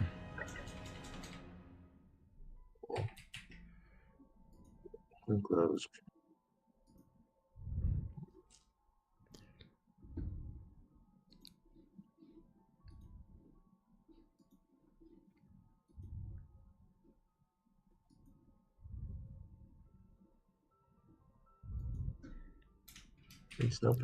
Kind of showing their different objectives, basically, right? Yeah. How do you feel about Wolf? The way he speaks to his brothers, and this may be just a difference of who we have in our mind. Once again, communication is not my strong suit. Yep. No, that's fine. Because in my mind, I imagined him as more of a, like Pena. Pena is like the fun, in our group. I think all of us are pretty much. Everyone's respected pretty well, but imagine like Pena trying to break up a fight between like Dale and Steven. More he doesn't need to be like, guys, stop, yelling at them. It's more of like, come on, guys, and they're like, all right, I'm not going to disrespect your home or whatever. I think I would disagree. I think Pena specifically would go, hey, knock it off. Like he would start there and then he would bring it back. Right? Pena? I don't know. He's not really a yeller. It's not yelling. It's a quick snap. Because I do think he would be like, hey, knock it off. Like, focus up, come back. Like, yeah. See, in my mind, I see Wolf as more of a sleuthy type character. Like I said, they love him. He's not more of like a do this, do that. Those commands sound to me more like a Bozo thing. You know what I mean? Does that make sense? Yes. In my mind, Wolf's more of I'm going to ask you to do something, and they're going to do it, and he knows they will because they respect him. And that's just, like I said, again, just a difference in my thought of who I think the character is. Maybe it could be. I'm kind of, especially in this moment, he's in control. He's in charge, right? He's the one who said, hey, gather around. Hey, we need to do this. We're going hunting. All of a sudden, these fuckers are arguing again. And he's like, all right, listen. Not, hey, guys, we're going to go hunting. Let's get together. Let's not fight each other, please. That seems too passive to me. Or at least how I see that character type. So there is no, you can control a room in so many different ways. There are some people that just exude power. There are some people that yell for it. Some people that are very loud. Some people are quiet. Some people are just confident. It's like Wolf, like in this one, and I picture him going, hey, he's like, he snapped, his brothers all looking at him. Listen, grandmother gets back, we need to be, is this him talking? Wolf snapped. Yes, that is. Thank you. Okay. Grandma gets back, we need to have you in front. Okay. So he's here. He's like, listen, when grandmother gets back, we need to have a united front. That means no picking on Flint, Nana, no wrestling Nanabozo, and no worry warding to grandmother Flint. Yeah. Okay. Pointing at each brother in turn. Yeah. Oh, okay. I see. Instead of saying now grab your weapons, it should be now let's grab our weapons. Yes, because he is more of a, to me, he is, there are leaders that tell and leaders that ask. Yeah. Even though you don't have to ask. Mm-hmm. Yeah. And that's what I mean is him. They respect him so much, they're going to do it still. Put on our traveling clothes and get ready to move. Grandmother will be home soon. We must be prepared. If she says no, we still need to go. And we still need to go anyway, so let's get to it. What do you think about that? Does that sound better now that I've changed your to R?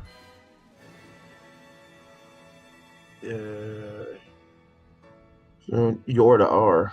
So instead of instead of now grab your weapons, it's now let's grab our weapons, put on our traveling clothes, and get ready to move. I do like that hour better than your. And mostly I was asking, like, what do you think about this little chunk here with the 4 brothers, each one grabbing different things? Wolf portioning out the 3 days of food. Nanabozo grabbing the arrows and checking the shafts to make sure they're still flexible and strong. Nanabozo grabbing the snowshoes and preparing the tent. And then Flint walked to the chest by the front door and picked through the dry herbs and clean cloths, creating medicine bundles entered the box for fire. No, I like that. It gives them all their own thing. We can kind of see what they would. Their first focus is. Nanabozo is movement and capability to keep going. Nanabozo is the weapons. Wolf is the food and like preservation of life, and then Flint is medicine and like, ooh, what if? Ooh, we're gonna need fire. Ooh, actually, what if someone gets hurt? Something like that.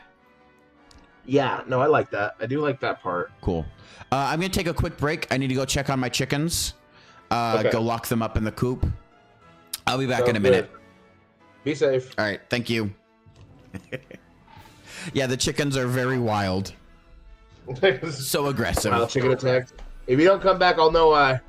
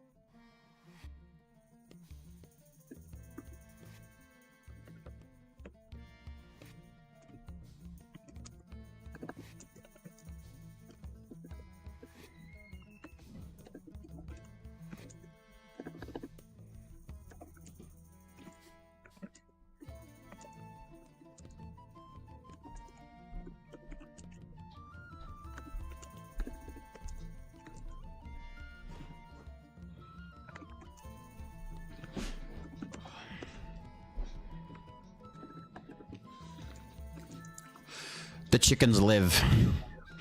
Oh, thank God. I do have it. It's sometimes weird for me when I look around. I'm like, I have a house. I never expected this. It's so freaking strange. Pretty sweet. Mm-hmm. You are Jonah, the homeowner. Yeah. Property owner. Got chickens and cats and a snake That's and Jonah.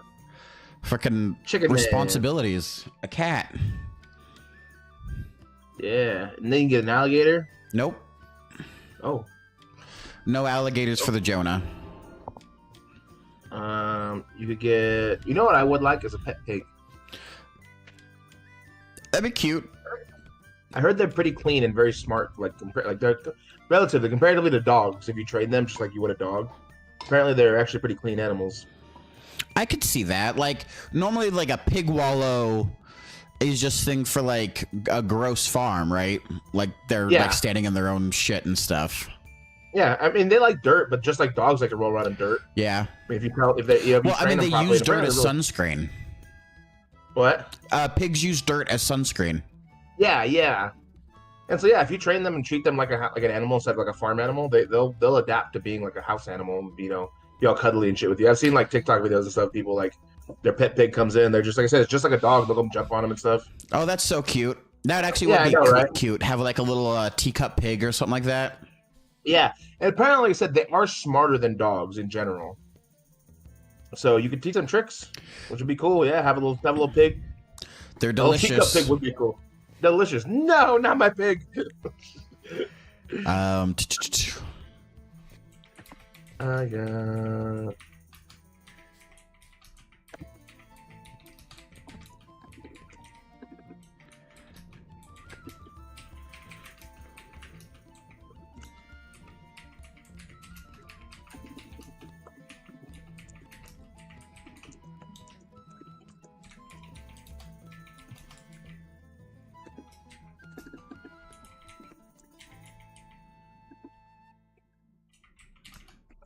Get out of here, Coda. You can't have my chicken bones. They're not good for you. Nope. Like Carmen, that's my goddamn chicken papa. Don't meow at me like I'm harming you by making you not eat chicken bone. No, get it. Get it. It's my chicken papa. It's my chicken. Just slurping the skin bits. My chicken bones.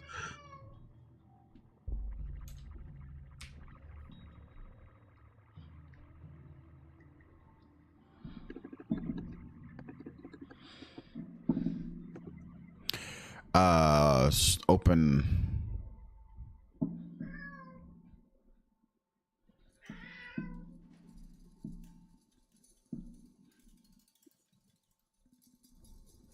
All right, I need to move the chicken. I'm not gonna win that test of wills. You were bested by the cat.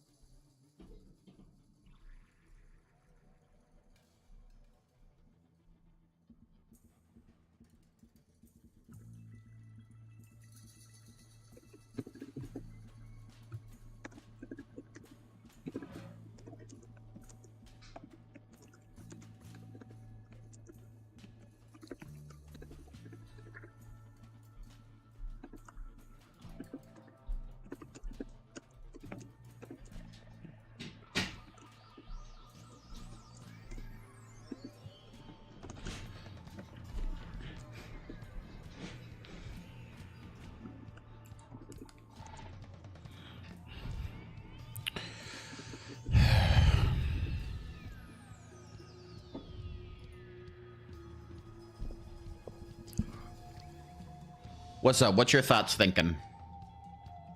I am thinking about stuff and things. I'm still doing where I'm doing Flint's dialogue right now. Nice. So I have it where Flint is basically trying to give them an ultimatum or an alternative idea. And so basically his first thought is, because I don't think we should go. I think we need to listen to, the grandma. The elders have wisdom to them. And they're being a little bit dickish, or Nanabozo is trying to be. And then Wolf is like, hey, he's like, well, what do you think we should do then if we don't go to get food? You know, it's gonna get bad. And then Flint is basically like, I think we show patience and we stay close. We try to basically get roots. We try to find whatever we can around here and then hold off. It'll suck, but then once the storm's over, we can go. That's his advice. Ooh. I like that a lot. That might be better than what I'm writing right now. Oh, what were you going with? I was just about to introduce grandmother. Okay. What were your thoughts?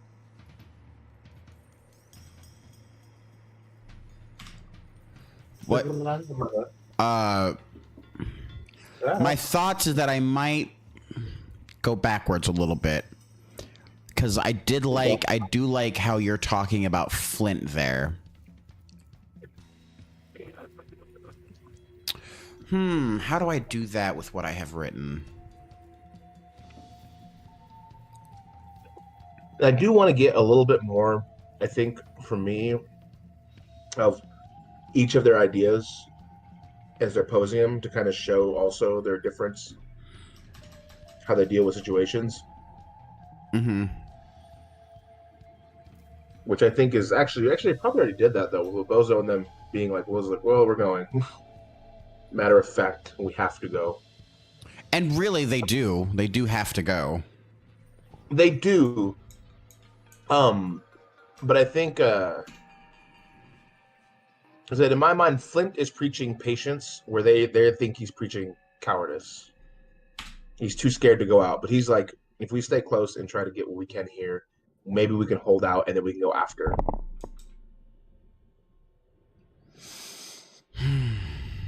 But they do. They need. Okay. Yeah, they need food.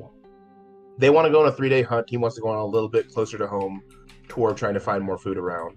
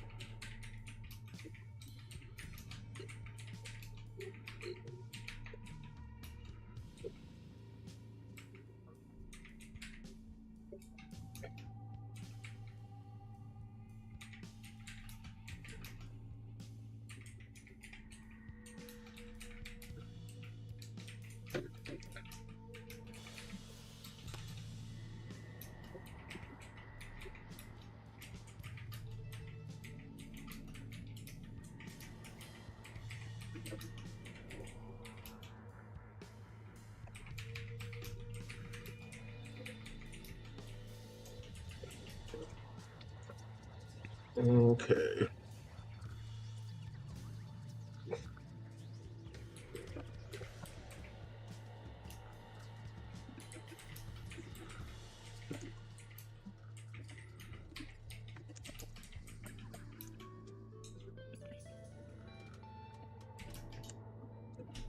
I want to go read what you said there because I liked it how it was written. What? Just what you. Honestly, I don't know if we should go.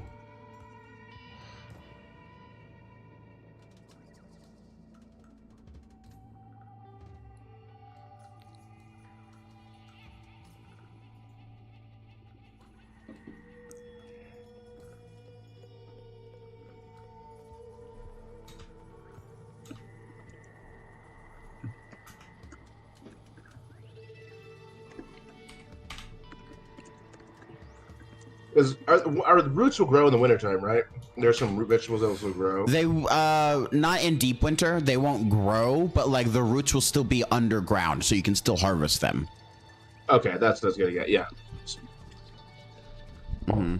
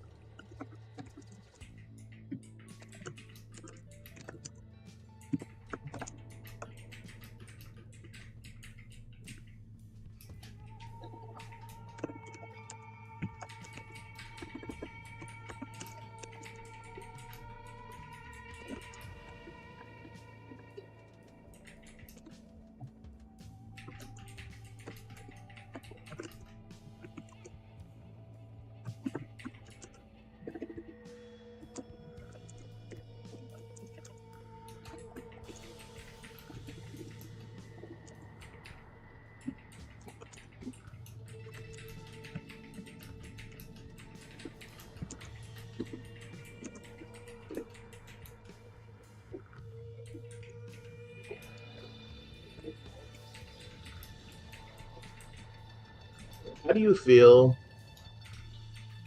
Actually, whenever you're done with the thought, you let me know.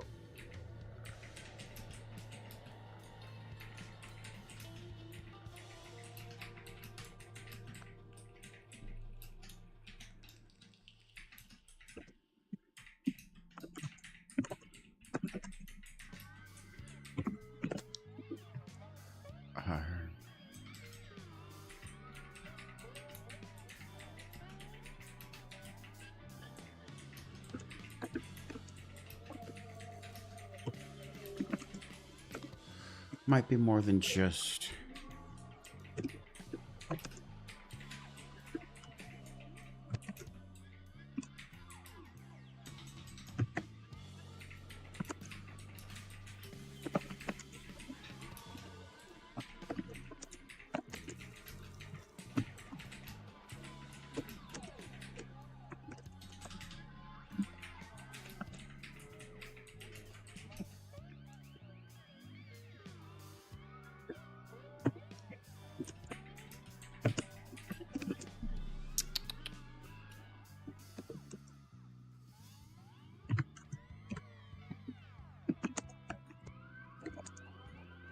Oops.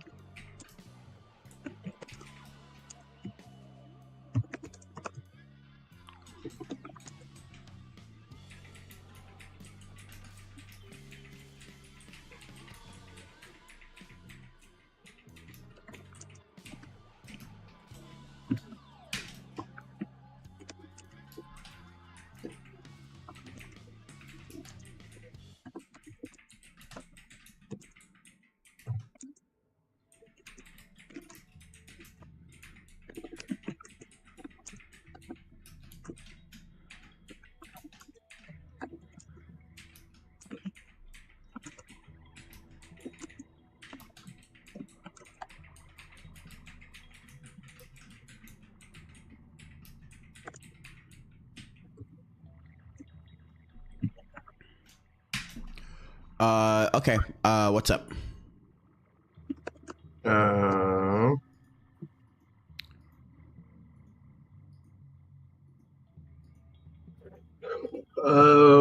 What was I saying?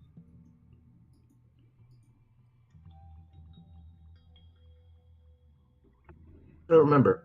All right. Good talk. Damn it. I thought. What were you doing?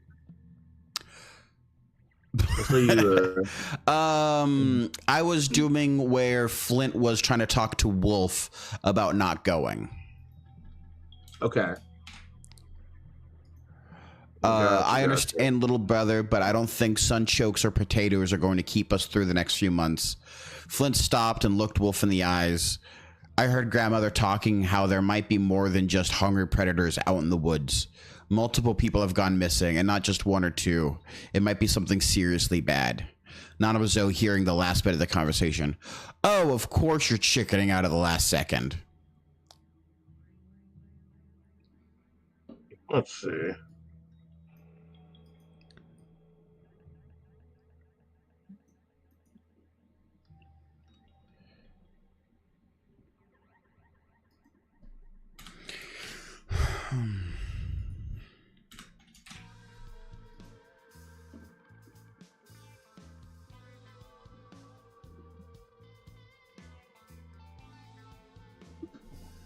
What the hell did I want to ask you? I had some sort of question. You said once you got a second, Yeah. Flint kept going like he hadn't been interrupted. I know we will eventually need to go. It's just the elders have wisdom.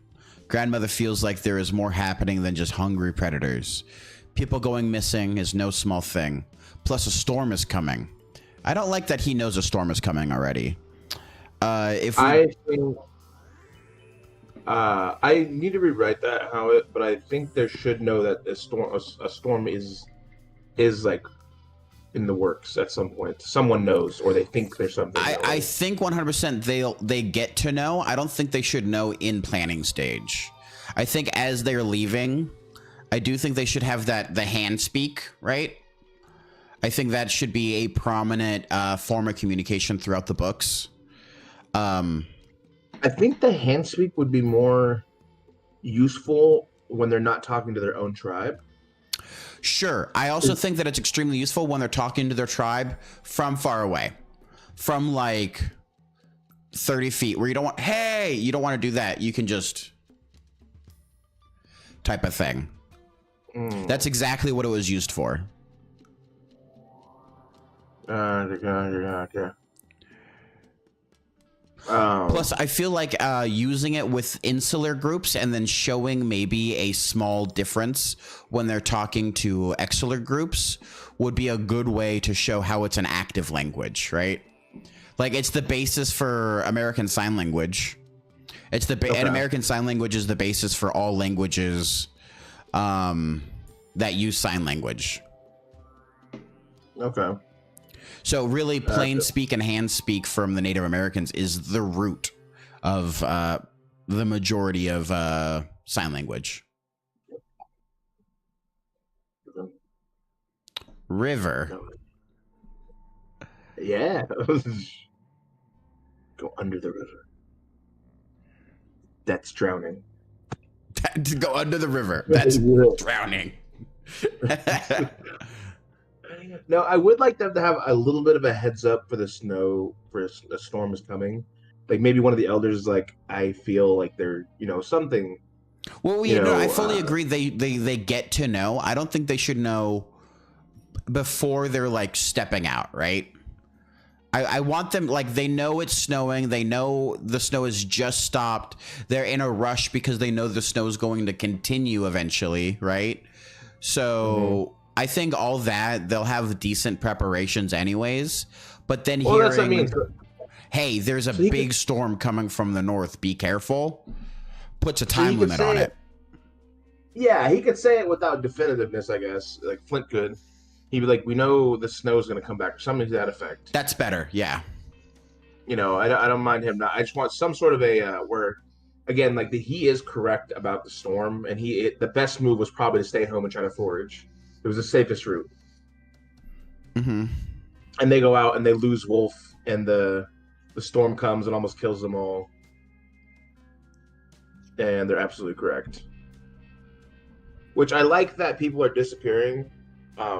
This early than we have it in the story they're disappearing, because it gives more credence to Nanabozo trying to find his brother. Because eventually, we do gotta write a little bit of a relationship with Nanabozo. Oh, that's what I was getting at. Before I forget again. Haha, perfect. It came back to me. So early on, this first chapter is not boring, but it is a little boring. Like, we're doing a lot of building. Do we want to do a what is that called when you do it before the first chapter? The preface. Yeah, preface. preface, whatever, something like that before with a little more excitement in it. If we did a preface, whose eyes would it be through? Would it be through a villain? Or it could be like maybe. Joe, I know we talked about having a preface where it was the birth scene, but we also felt like that was a little weird to start off a book with a birth scene. yes. How would you feel like coming into this book reading it? Like even with good, even if we do good dialogue and all that, early on in the book you're describing a lot of stuff, and we'd have to hook people immediately.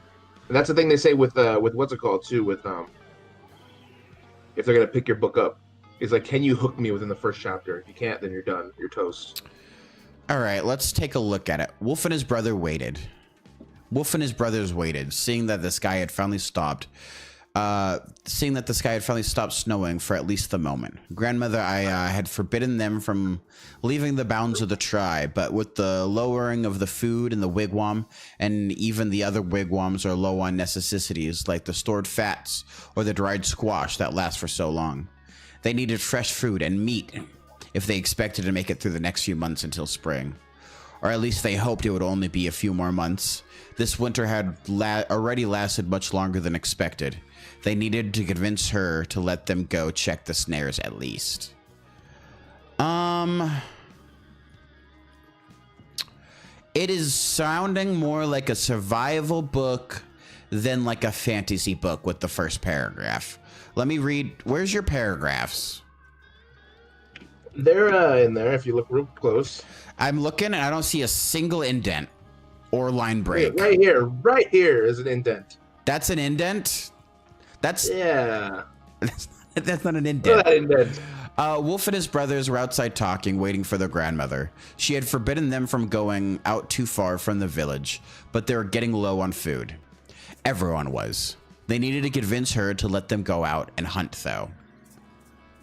The though is weird, though. I think it would be better if it was convince her to let them go out and hunt. Oh, okay. I can see that. Over the last few months, though no one had been going out too far, people had been disappearing at an increasing rate, and food is getting more scarce. They would need to travel farther out this time to try and find something. She will just need to be okay with us going. If we don't, we'll eventually starve. If we don't, eventually we will starve. Nanabozo said he was technically the oldest of the four, and he did like to act like it. He did like to act like it. It's clunky.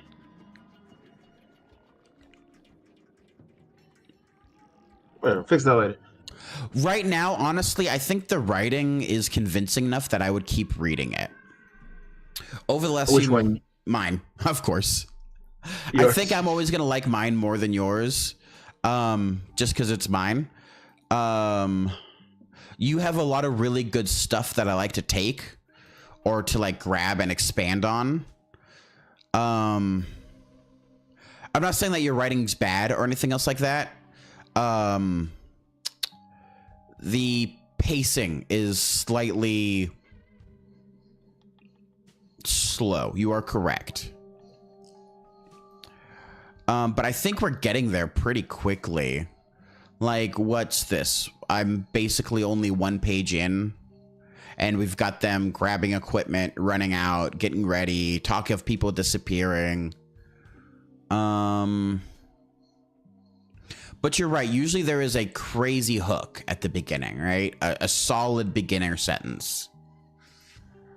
Yeah, see, I think here my one thing you could use in yours is that mentioning immediately of missing people.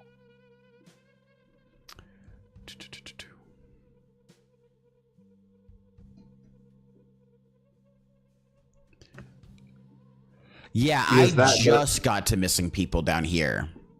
Yeah, I think giving it an immediate mention gives it a bit of a mystery to it. Immediately.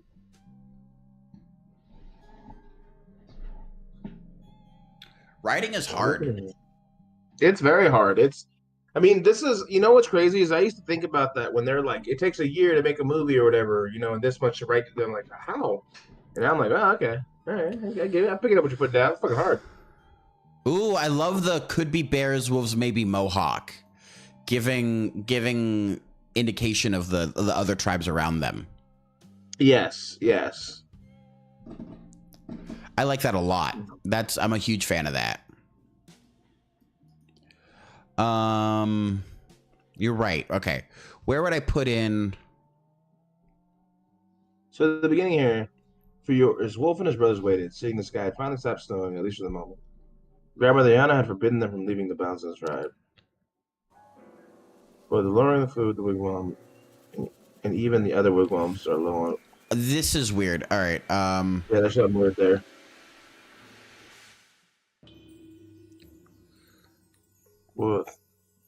I think you should reword that with food getting low, and in the wigwam and even in the village. Ah. All right. They read that. But with food getting low. Grandma Hayana had forbidden them from leaving the bounds of the tribe. But with food getting low in the wigwam, and honestly, and throughout the village, I think village tribe. Let me try reading it. But with the lowering of food in the wigwam, and even the other wigwams are low on necessities, like the stored fats or the dried squash that lasts so long.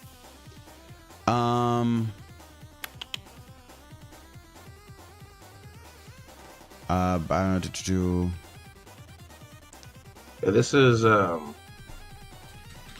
there's something wrong here, and that is the other thing. How do you write when you're writing these first? Because are you writing and then like correcting and writing and going back, or is this just like writing, going? This is basically writing and going until like I'll pause for a second and like correct the red and blue lines, but I'm not really going back through and changing much of what I've already written. The lowering of the food in the wigwam and the rest of the village low on necessities. Yeah, because mine, I wouldn't even say mine is I guess it's a first draft, I guess, but it's more of a just getting ideas out. I'm trying to put them so I'll remember them and how I want them structured.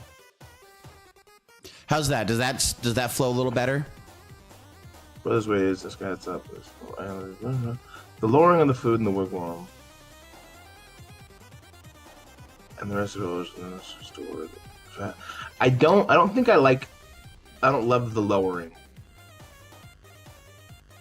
I think the food with food, I think it's easier said with food getting low rather than the lowering of the food. The food in the wigwam. You know what I mean?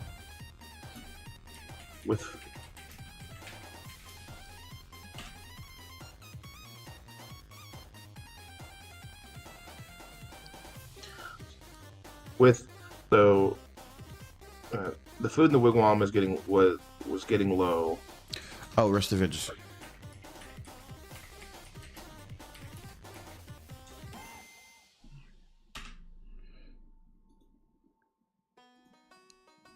That's better. The food in the wigwam is getting low, and the rest of the village is scraping by on necessities like stored fats and dried squash that last for so long. That's way better. I like that better. Thank you very much. Yeah, that cleaned that up a lot. Yes, I know. I hate when there's something clunky and it's just like, there's something wrong. I don't know what. Well, English is not a perfect language, and no one would ever try to tell you it is. So trying to figure out how to make language work for you is difficult sometimes. It is tough. Okay, they needed fresh food and meat if they expect to make it through the next few months until spring, or at least they hoped it would be only a few more months. This winter had already lasted much longer than expected. I like that line a lot because it gives people that an expectation when they talk about it later. It primes people for it. That winter's already lasting long. They needed to convince her to go and to let her. They needed to convince her to let them go check the snares at least. Yes, they needed to convince her to let them go check the snares at least. Over the last few months, the game in the area had gotten lower than ever before. And talk people going missing in the woods had increased. Oh, yeah. Here it is. Here's the missing people. There you go, yeah. That's actually not too far in, so I'm okay with that. No, that's good, yeah. Over the last few months, the game in the area had gotten lower than ever before, and talk people going missing in the woods had increased. Wolf spoke up. When Grandmother gets back, we need to have a plan ready. Leaning into his brothers, gather around. I have an idea. Wolf judged for them to join him. Nanabozo bounced over his thing, excited to hear how to get out. Bozo grabbed his bear and leaned down. All three brothers looked at Flint. Well, didn't Maka just go missing a few days ago when I was looking for food? Flint spoke into the still air. All the boys shuffled in place for a second. Speaking up, Bozo said, "The warriors are looking for her right now. I'm sure they'll find her and bring her home safe. As for us, we're already rationing our food and looking for a stockpile. We have maybe a week left before everything's gone. 3 days without wolf eats." Flint wrapped himself in a heavy hide blanket and joined the circle. "You're right, Wolf. We do need to get food. If Grandma will dig her heels in if she thinks it's too dangerous. We'll need to tell her we'll be gone for a few tops. Is this supposed to be a few days? A few days tops. Okay. A few tops. Yeah, I assumed. I wasn't sure if you were trying to do something else with it though. For a few days tops, and we're going to be around to check out snares we put out a few days ago. Now with the snow letting up, we should be able to make them come back. Now that the snow is letting up, we should be able to make it back to them and come back within a few hours. Oh, this is when I was still questioning whether or not we were doing this for a multi-day trip or not. Okay. Gotcha. This is kind of go east and check the bluffs along the lake. Okay. But if we're gone for 3 days, that's a lot of food we need to take with us. This is what was. I don't like the Flint wines line. Flint. And here's why. Before you delete or whatever, you can delete it. I don't know if you agree with me or not. I want him to be a little bit of a scaredy boy, but not like, you know what I mean? Not like a bitch character. You know what I mean? Like to them it seems like it, but he is going to be the smarter, like, you know. How smarter. about this? Interjected, yeah. A lot of energy wasted, yeah. Nanabozo smacked his lips. Don't be so negative. See, I like that. I think that's better because him just saying, "Hey," I think Nanabozo kind of making, talking shit to him again. Don't be so negative. That gives you the idea that he is the bitch of the group, kind of, but he's not a bitch. Yeah. He's not, his lips, don't be so negative, Flint. 3 of us, I'm sure, will catch. Oh, and then if I had Flint whines and then whining like you do, it's too close. Yes, the tags would have been on top of each other. Mm-hmm. One need if you used to walk the other way, whining like you do, though. Rather for us asking for death. Standing up with the other brothers. Leave it, Nana. Nanabozo before the other argument can break out.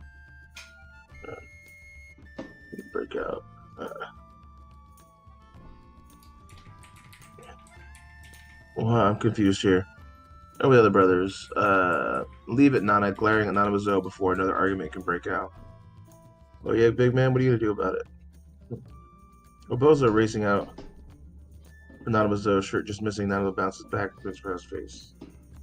Hey, Wolf snapped. Both of them brothers stopped with him. Listen, we need to be united front. What were you confused about? I hear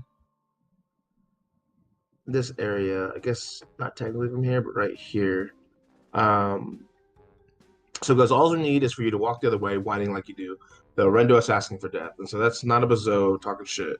Well, Bozo standing over the other brothers. Leave it, Nana, glaring at Nanabozo before another argument can break out. What is he trying to stop? Is he trying to stop an argument? I think he's trying to stop Nana from just continuing to nip at Flint. That's at least what was happening in my head. Okay, that's confusing for me at least. Yeah. Because it says, Bozo standing over his brothers. Leave it, Nana, glaring at Nanabozo before another argument can break out. So he's trying to stop him essentially from picking on Flint right now. A little bit, yeah. Just like leave it. Like, Wolf had a thing he wanted to say. All we need. I think. Yeah. Go ahead. I don't think you need this portion. I think if you did it, like Wabozo standing over the other brothers, leave it Nana, glaring at Nanabozo, and then him saying, "Oh yeah, big man, what are you gonna do?" I don't think this part's necessary. Just before another argument can break out, you think it's too explainy? Yes, it confused me, and it's a little explaining. That's fine. I kind of carry on sometimes. Because yeah, if you go here, leave it Nana, glaring at Nanabozo, and then Nanabozo, "Oh yeah, big man, what are you gonna do about it?" Yeah, Nanabozo quipped. Wabozo racing out for reaching. Yeah. It's not racing. Reaching up, Nanabozo shirt just missing. Does Nanabozo bounce back? He does seem like the kind of shit eater. The guy who's like, "Ha, you're mad at me." Yeah, exactly. Just pissing me off. He's a dick. Yep. He's tricking people. Hey, Wolf Stab brothers, listen. Grandmother gets back. That means no picking him, Nana. No wrestling, Nana. No worrying.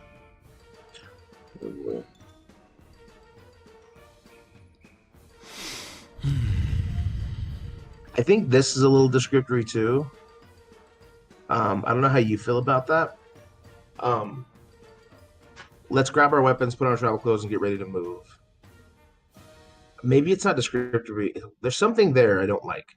When I initially read it, there's something that is weird about it. How do you feel about that line there? Now let's grab our weapons, put on our traveling clothes, and get ready to move. Grandmother will be home soon, and we must be prepared. It sounds good to me. Pointing at each brother in turn, now let's grab our weapons, put on our traveling clothes, and get ready to move. It's what I would say. It sounds weird. Hold on. So, hey, Wolfsnap. Both brothers stopped and looked at him. Listen, when grandmother gets back, we need to be united front. It means no picking on Flint, Nana, no wrestling Nana, Wabozo, and no worry-warning grandmother, Flint. Pointing at each brother in turn. Now let's grab our weapons, put on our traveling clothes, and get ready to move. And see, I think what it is right there, I think that's something he would say when they were in the woods. Right now, they're waiting to talk to their grandmother. Maybe that's what it is. You know what I mean? Ready to move, I guess? I don't know. There's something there. Something off in my mind. Maybe it's just me, though. I think I'm going to leave this bit. I think I'm comfortable with this. If we reread it in the future and it tags us again, then we'll change it. Grandmother will be home soon. Must be prepared. If she still says no, we need to go anyways. So let's get to it.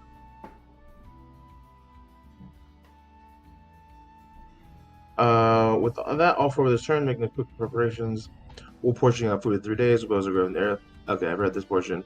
How do you feel about the about Flint trying to be a voice of reason? I love Flint being a voice of reason. That's what I'm trying to do down here. Where? The next bit. Oh, okay. Oh, there's more down here. Oh, I see. Right, Flint walked to the chest before door, picking through the dried herbs and clean clothes. Creates cloths. Medicine bundles. What? That's cloth, not clothes. Did I spell cloths or clothes? I think that's cloths. I think you're right. I'm okay. Wrong. And Flint walked to the chest by the front door and picked through dried herbs and clean cloths. Creates. Flint walked by the chest. Flint walked to the chest by the front door and picking through the dry herbs and clean cloths. Creates medicine bundles and tinder boxes for fire. I think this is creating. Creating? Yeah, because Flint walked. Hold on, can you move your thing?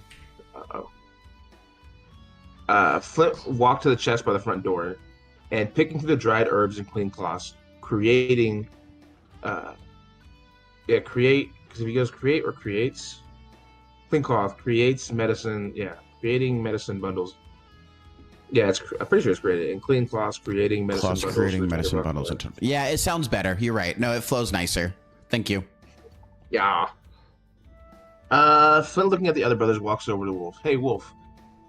I know we need to go hunting and finding food, but Flint rubs his wrist with his left hand, finishing almost in a hurry. But the others do have wisdom. Maybe we should not go on a multi-day hunt. We should look for roots to check on the snares around the camp. Wolf stares at Flint for a second. I understand, little brother, but I don't think sunchokes and potatoes are going to keep us through the next few months. Flint stopped and looked at Wolf in the eyes. I heard grandmother talking that there must be more than just hungry predators in the woods. The people have gone missing. Oh, actually, of course, you're checking out at the last second.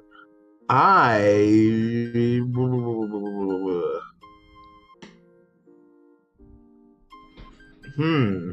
Oh, interesting. Something has really tagged you here. Yeah.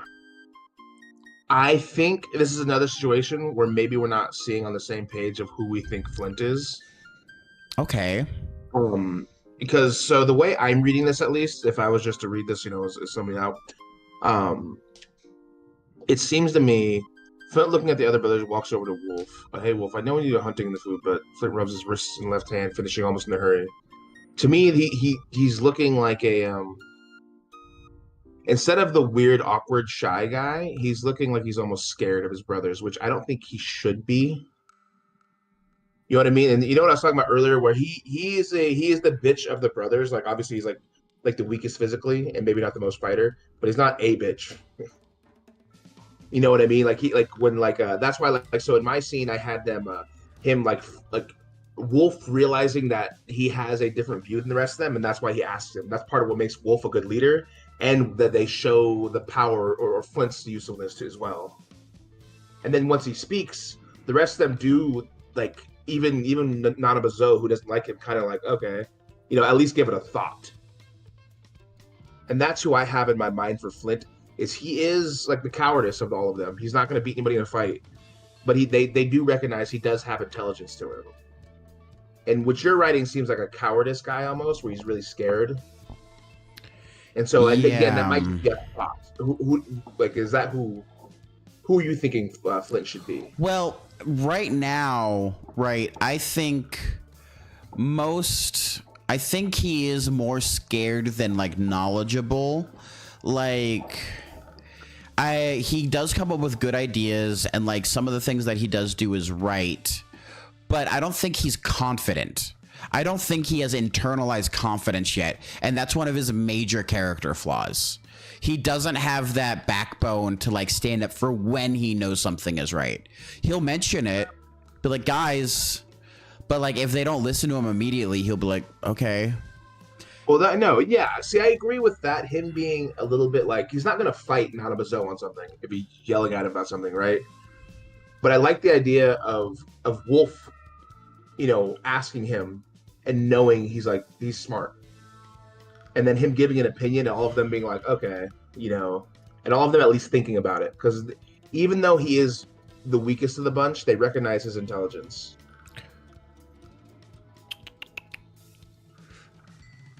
Because remember, these guys have all grown up together, and they've all hunted together before. They've all done things. They're not opposed to things, If they were going to get into a fist fight with some people, they'd let Wabozo go first. If they needed to trap something, they're probably going to let Nanabozo go. If their leadership, they all kind of defer to Wolf because he's the most reasonable. They respect him the most. I think Flint having a little bit of like an intelligence thing, showing him who he is, I think would be wise early on. I mean, we can still treat him a little bit like, because he is the least, he's the lowest, he's the low man on the totem pole, honestly. What I think it is that's really hitting you is that he grabs his wrist and then looks him in the eyes to make a designated effort that he's looking at Wolf in the eyes. This is him like asserting himself is how I'm seeing it. 100%. That is the issue right there. And like I said, that because that determines how you see a character and how we want our audience to see the character. And so what we're seeing right now is somebody that is scared to even talk to his brothers. And Wolf is a brother that isn't really pick on him. Which is why he went to Wolf. Yes. Well, I mean, also though, And this is well, Bozo showing doesn't that pick he's him. comfortable enough to look Wolf in the eyes. Like he's grabbing himself for like safety, right? Like he's crossing his arms, he's putting up a defensive viewpoint, body language, right? He's kind of self-comforting. And then when he's like Wolf gives him double back. I understand, little brother, but I don't think sunchokes or potatoes are going to keep us through for the next few months. Flint stopped and looks Wolf in the eyes. Looks Wolf in the eyes. I heard grandmother. See, this is him being like, I don't like looked. I prefer looks, but whatever. I heard grandmother talking about how there might be more than just hungry predators out in the woods. Multiple people have gone missing, and not just one or two. It might be something seriously bad. See, like, this doesn't sound cowardice to me. He's shy. He doesn't want direct confrontation. When he speaks too loud or says things too confidently, Nanabozo pops him every time. So if you're living in a world where every time you're asserting yourself, you have a brother who's popping you, you will be shy. You will be more reserved. I don't mind the shyness. I think though, in my mind, all these brothers standing around, right? He is the shyest of the group, obviously. But like when we used to hang out, right? James is the shyest of the group. But people did not pick on him at all, but you know what I mean? He would still speak and say things, and people respect it. When we're talking about physics or something, because we know he's smart. He's not stupid. But he's probably now he's not as shy, but that was the shy guy at the time. And so my thought is in order to show how good of a leader, you could do two things with Wolf asking him, and you could still let him be a little shy about speaking, where he rubs his wrist. But the two things that it does is having Wolf ask him, and the rest of them at least consider it, and then overrule him and say, no, we got to go for the hunt. It shows that Wolf's a good leader and is able to look to everybody, and it shows that Flint is smart, and they at least, even Nanabozo, who was mean to him, is at least like, no, but okay, I see what your thought process is. You know what I mean? They at least give him a consideration. Okay, how would I do that here then? Because I do like the grabs his wrist. I do like he specifically looks Wolf in the eyes.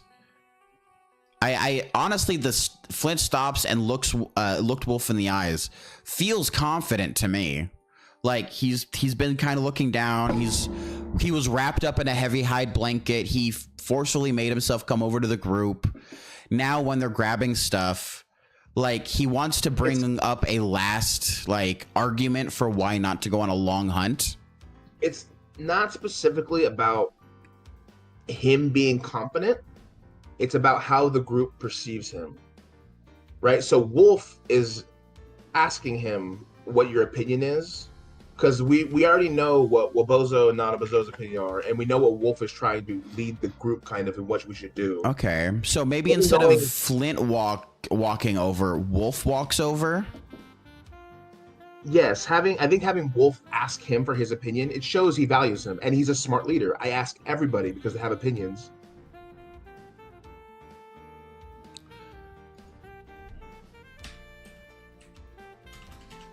At least in my mind. Like I said, and again, it depends on the character that we want Wolf or Flint to be.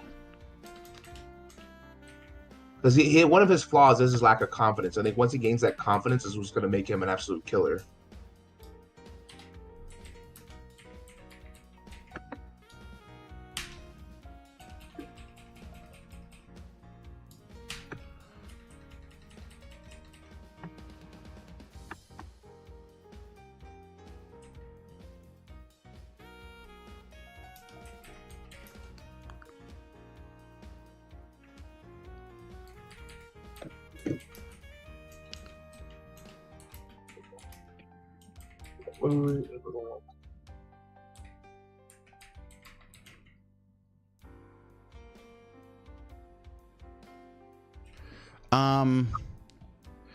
Flint walked to the chest by the front door, picked through the dried herbs and clean cloths, creating medicine bundles and tinderboxes for fire.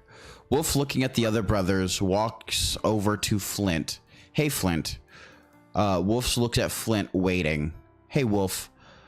I know we need to go hunting and finding food, but Flint rubs his wrist with his left hand, finishing almost in a hurry. But the elders do have wisdom. Maybe we should not go on a multi-day hunt, and we should just look for roots and check the snares around camp. Wolf stares at Flint for a second. I understand, little brother, but I don't think sunchokes and potatoes are going to keep us through for the next few months. Flint stopped and looked at Wolf in the eyes. I heard grandmother talking about how there might be more than just hungry predators out in the woods. Multiple people have gone missing, and not just one or two. It might be something seriously bad. Does that sound better to you? How Wolf, Wolf approaching? Wolf, looking at the other brothers, walks over to Flint. Hey, Flint. Wolf looks at Flint, waiting. Hey, Wolf, I know we need to go hunting. This is a bit confusing. So he's happy. What's happening here? Wolf, looking over at the other brothers, walks over to Flint. Hey, Flint. Wolf looks at Flint, waiting. So he's just waiting for him to talk. Is that what you're getting at? Basically, he goes, hey, Flint. Like, he knows Flint wants to say something. Right? Because he brought it up here.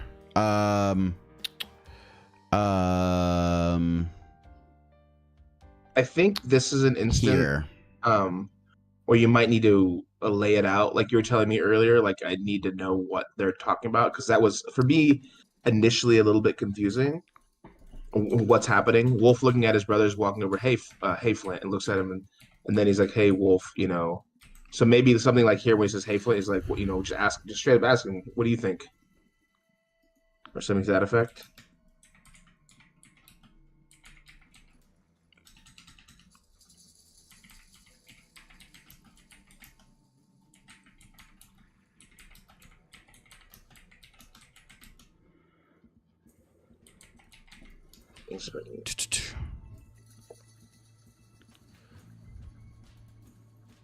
Hey, Flint, what's holding you back so much on the hunt? No, I don't like that.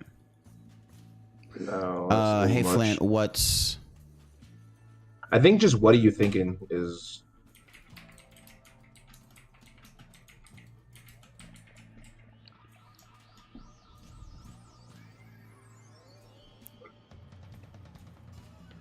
What about that? What's going on in your head?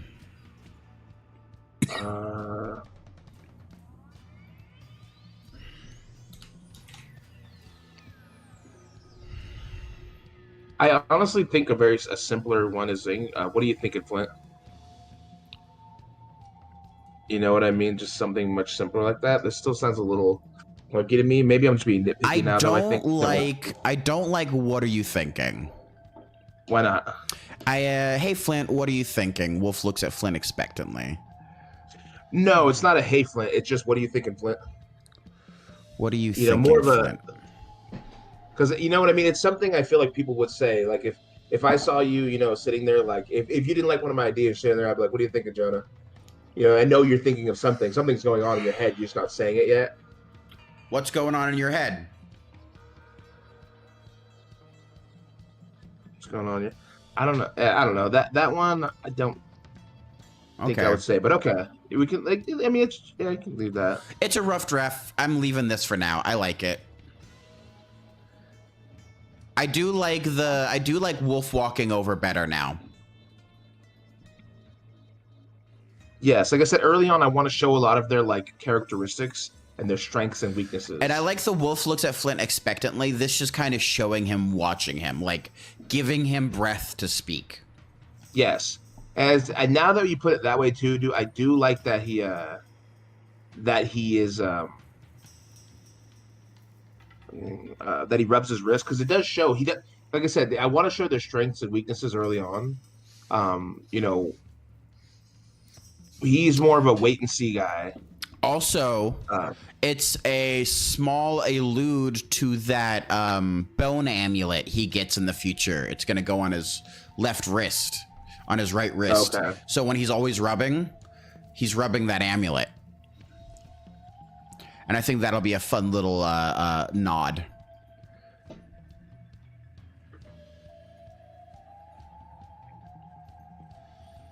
Flint rubs his wrist with his left hand, finishing almost there. There's wisdom in what the elders have to say. I think, but the wisdom, the elders do have wisdom. Finishing in a hurry, almost in a hurry. But the elders do have wisdom. Maybe we should not go on a multi-day hunt, and we should just look for roots and check the snares around camp. And then I like this better. Wolf stares at Flint for a second, kind of waiting for him to. Oh man, what happened? Continue. What? I went backwards. There I am. What? Right, I'm back. On my controller, I can tab. So sometimes I enter the wrong open tab on my thing just from my mouse. Oh, tabbing. I got a cool gamer mouse, but it's got so many buttons. I don't know what to do with it. You've been gaming. Yeah.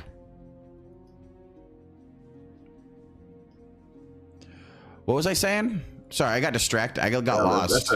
That's okay. I know we do hunting, find food, pleasure, hurry. Oh yeah, I do like the wolf stares at Flint, almost like he's waiting for him to continue, and then he goes, "I understand, little brother, but I don't think sunchokes or potatoes are going to keep us through the next few months." How do you feel about multi-day to big? On a big day hunt? Or just a big hunt? Or a long? Well, for a long hunt, I would expect like a week or two, right? In my mind. No? I'm okay with a long hunt then. Yeah. I just feel like 3 days isn't a long time. I agree, it's not, but I think multi-day sounds a little strange there. Sounds too modern. Yes, it sounds a little modern. It doesn't sound. Yeah, the just in my mind, if I'm like I said, like I'm talking, I don't think it sounds like something would be said. So maybe a long day hunt or a long hunt. Yeah, just a long hunt. I think would be good. Okay, I'll just toss long in there. I just want a long hunt. We should look for roots and check snares around camp. Well, I understand the brother, but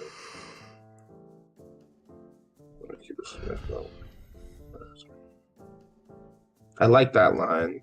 I don't think that's sunchokes and potatoes are going to keep us through the next few months. I'll stop and look in the eyes.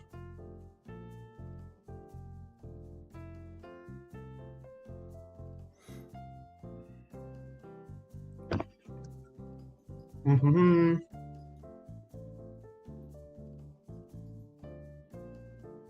Her grandmother talking about how they might be.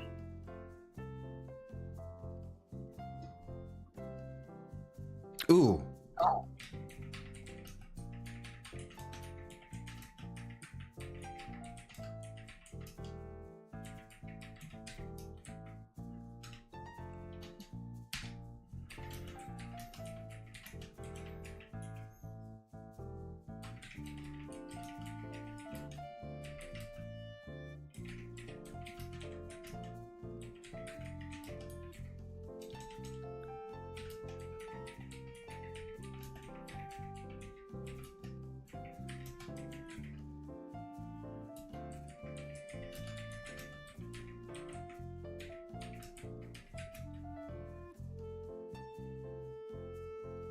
You know what I'm finding too is that where we're disagreeing on both of our sides, like you disagree with my story and I disagree with yours.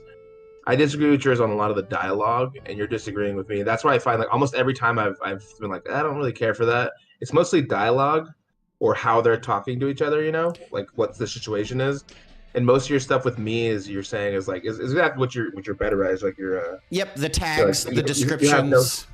You've got no setting there. And for me, it's always like, would they say that? I'm reading it in my head. As they said, again, I'm reading it in like what I picture their voices already in my head and how they're talking. And if it doesn't sound like it, I'm like, I don't know if I like that. Yeah, fair enough.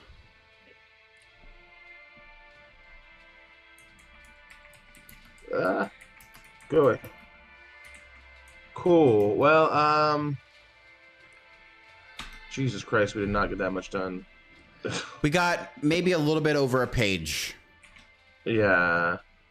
But that was kind of revamping everything, but I think that'd be good. And now we can get them on the hunt. What about this last little sentence here from Flint?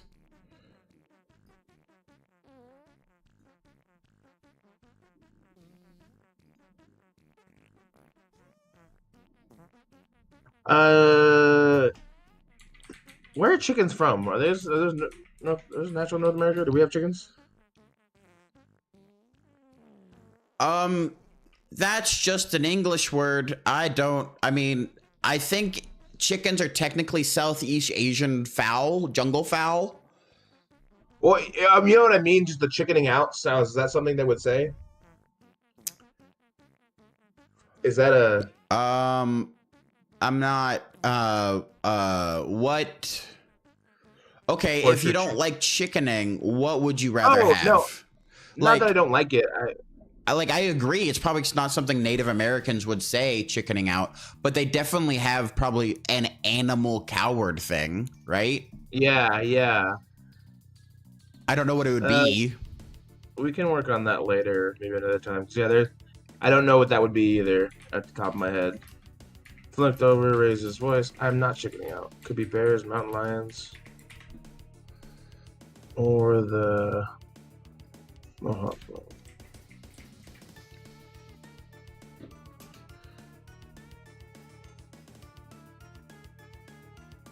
I like that line though. The chicken out part is still weird to me, but I like this. Mountain lions, maybe Mohawk are coming into our lands. That's not something. This I like this line a lot. That's not something the four of us could deal with. Yeah, that's him telling the hard truth. Yes, that's his wisdom showing through. Yeah. He's like, you really think about it.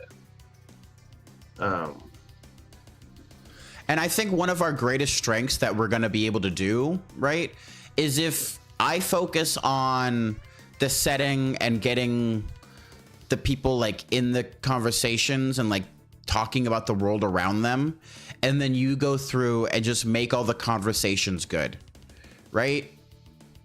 Yeah, yeah.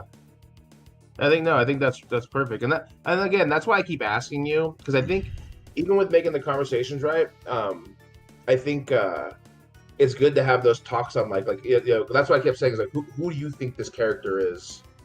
Because like I said, that's the way I do all of my talking. Is Right. I'm like I am, it's this person. What should they say? What would be natural? And I think I've communicated it before, but empathy and like connecting with the characters is not my strongest suit.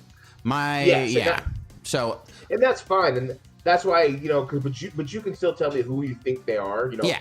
Give me the typeset. Is this a coward? What do you think he would be? And then my thing would be going in and being like, all right, this dude has these emotions going on at this time, and these are things he should be doing and acting and saying. And that's how most of my ideas come along. Which I love that. Yeah, that's phenomenal. And I think that because basically all I did here was just take what you did up here and expand on a lot of the stuff. Yeah, which is perfect. Yeah. Yeah, I've got.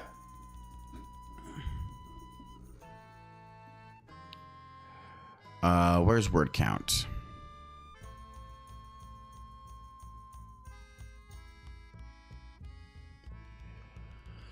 Never mind. I was gonna see if there was an easy word count difference, like I could just view it. There should be. Oh.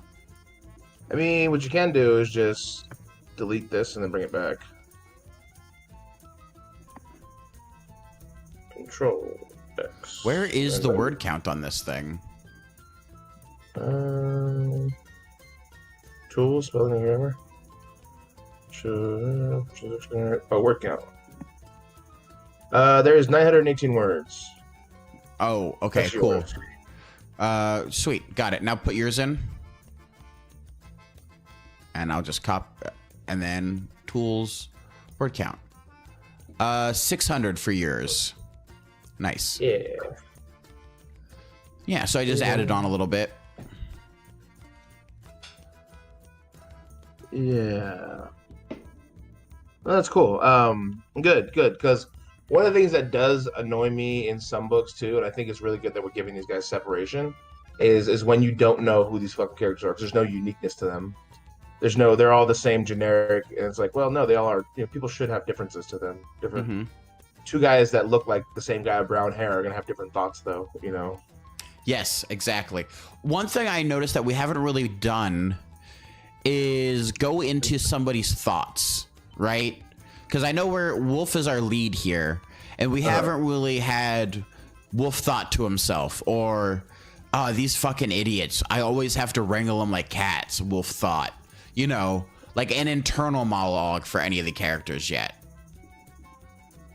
And I think it should be extremely clear, we only have internal monologues when we are in someone's POV. Well, I don't think we should have internal monologues or any internal thoughts for people who aren't the main character in that chapter or that block, however we do it. You know what I mean? Yeah. That's yeah. No, I think up here is a point. Where is something this for all the things he lacked. This I part right gotcha. here should be a thought, an internal thought. I think that's what I was thinking it would be. Maybe we have to for all note the things Flint lacked, though he was always smart, looked at things differently than the rest of them. His so-called cowardice, it had kept him out of trouble more than once. Yeah, that could easily be turned into a very easy Wolf thought. Yeah. I knew I had some lines in there with him, like, kind of thinking about. Yeah, no, 100%. People will never know what you're talking about unless you tell them. They need the parentheses and they need the Wolf thought or questioned or bemused or contemplated or whatever tag you need. But yeah. Okay. Yeah, no, that was good. How do you feel about this version versus our first version? I think this version has a lot of potential here. I think that it's flowing pretty well. I like our first version pretty good, especially once I edited it. Jesus. Especially once I did editing on it. Edited it. I fucking went with it. Especially once it got edited. I think the original one flows really well. I think this one has more depths to it. I think this one shows the characters better. Yes, that was my thought as well. And I'm really excited because I feel like we're about to get to when Grandma comes into the house. Yes, and when Grandma comes in, she's going to talk to them and be like, look, these are the reasons you shouldn't be going. Yeah. And they got to be like, but I think when she comes in, they're going to have to accept it. And like I said, I still think we should work on that scene where Wolf talks to him, though, as a little bit, at a later time of like a little bit of like they do consider it, but then but he gets overruled, by Wolf, and just like, dude, we have to go. Yeah. And the reason I think that would be good is because again, it shows that he does value his nice. Sorry, I get distracted. Yeah, that he does value his opinion. But also is that it can give when their grandma comes in, that's also what she wants to do. But the other brothers also are like, we need to go. We need food. And then eventually their argument does win out. Is that... Well, I think what's going to be the most important factor, which I really liked in my first draft, right? Because I guess this is draft 2 now, was that they were all arguing. She was saying no. They were saying yes. And then all 5 of their stomachs growled, right? All 5 of them at the same time, their body went, I'm hungry. And they all kind of look around and they go, yeah, you have to go hunting. That feels a little slapsticky to me. Sure. I might feel a little slapsticky. I really liked it when I first wrote it. They cannot be trusted. Equipment, many places have been thinned by the ice. Examines the boys, Nanabozo bouncing in place, Wolf smiling and holding onto Flint. Flint wrapped up in furs. Yes, here. Ayana examined the boys, Nanabozo bouncing in place, Wolf smiling and holding onto Flint. Flint wrapped up in furs and skins smiled at Ayana, and Wabozo already stringing the bow and getting the arrows organized. Then all 5 of their stomachs rumbled, and that really was the biggest argument of all. If it had been days since they ran out of meat and the sunchokes are starting to run low, fine, you can all go, but you must stick together. And then blah blah blah carries on. It was the all 5 of their stomachs rumbled, and that was the biggest argument of all. I really like that part. I think someone's stomach rumbling would be a better line. Because all of them at the same time, it just seems like a real big coincidence, kind of like a slapstick comedy. But one person's as an exclamation point is like, okay, something has to be done. Okay, you know what I'm saying? I see what you're saying, but we'll get to it when we get to it. Yeah. And then what is And then when Grandma comes into the room, she is going to try to convince them still to not go, because said her plan is very similar to Flint's. Like, stay close, check the snares here. We will try to find roots. We need to stay close. Something is happening, because in her mind is that the boys at this point, to me, still they know people are disappearing, but they're assuming it's either rival tribes or predators out there that also can't find food. Now they're coming closer to their towns, they're being more bold. For Grandma, though, she is a bit more knowledgeable and a bit more believer in the magical sense. In her mind, something is happening that worries her more. She can feel it. And she knows her daughter gave birth to fucking 4 demigods. So for her, she has visual proof that shit happened. These other boys, they're just like, they know magic kind of exists. They know things can happen, but she knows it. And so it's basically going to be her and Flint versus the 3 other boys, and eventually they're going to get overruled. Where the boys are like, we have to go. We're better hunters than we are gatherers. It's like we can hope to find forage food here, but other people are also looking for that food. Right. And I think that will be the crux of their argument, is like, if we take food in here, other people are going to go hungry. Also, though, if we go out and hunt, if we can go further away from home, we find something to bring back, everybody gains from that. And I think that'll probably be the crux of their argument. So they can go, and they do. She relents. They all go out, and then they can get to their story, and then the big payoff, where we have that portion, and then we got to stretch that out and do one full chapter where Wolf, it comes down to him getting dragged into the ice. I think that's going to be a really fun chapter to write too. I think that will be. It's a very exciting first chapter. We're seeing through the eyes of Wolf. We give people the idea that he's the main character. He's the big brother, the leader, and then immediately he's gone for a whole book. Well, I think if we're going to be calling it today, we had a good 1,500 words worth of writing in a couple hours. So honestly, for the 2,000 words a day to get your book out in a year, we're on track with that. Yeah, and the thing we can do too when we're not meeting is just writing. Like I said, I got up and I got that idea just came to me. I got up and like I said, I was just like tiredly like typing shit down.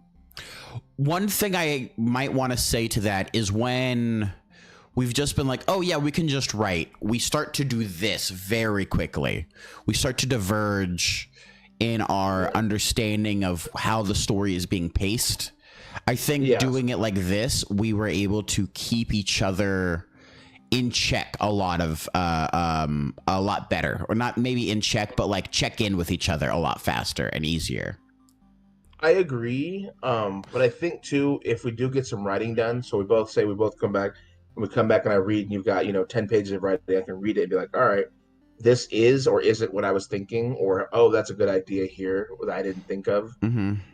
You know what I mean? I think it'll be good, because if we only meet once a week to actually write. No, I agree. Yeah, you're we're right. Never going to get this done. You're right. Yeah. And so it has to happen at some point. Like I said, especially with the social media stuff I'm trying to do. I think I'll continue to try to write at least a page a day, maybe a couple pages, try to get something down. And like I said, maybe mine will be just a catalyst for some ideas for yours to push on, where you can add the descriptors and things like that and use a lot of my dialogue.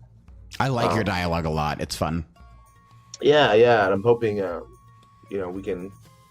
No, it's perfect. Yes, your stuff, like I said, your descriptors and telling me your descriptiveness of telling what they're doing, like gathering stuff. That's not stuff I think is important to me.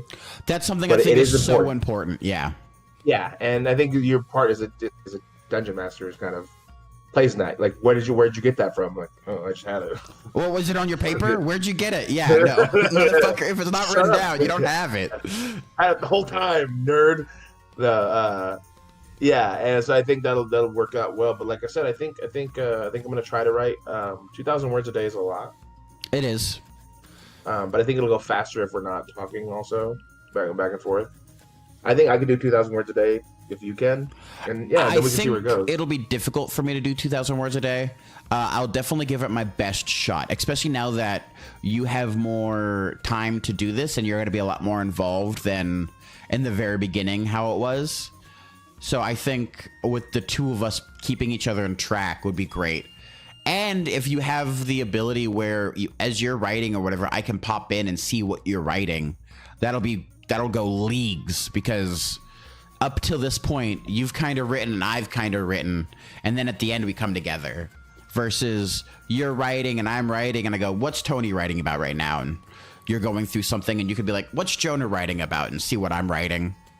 Yeah, because I feel I think I'll honestly feel, and I think that's a good idea. Yeah, is you're right. Once we can see what we're doing, because I want to get this first chapter fucking done.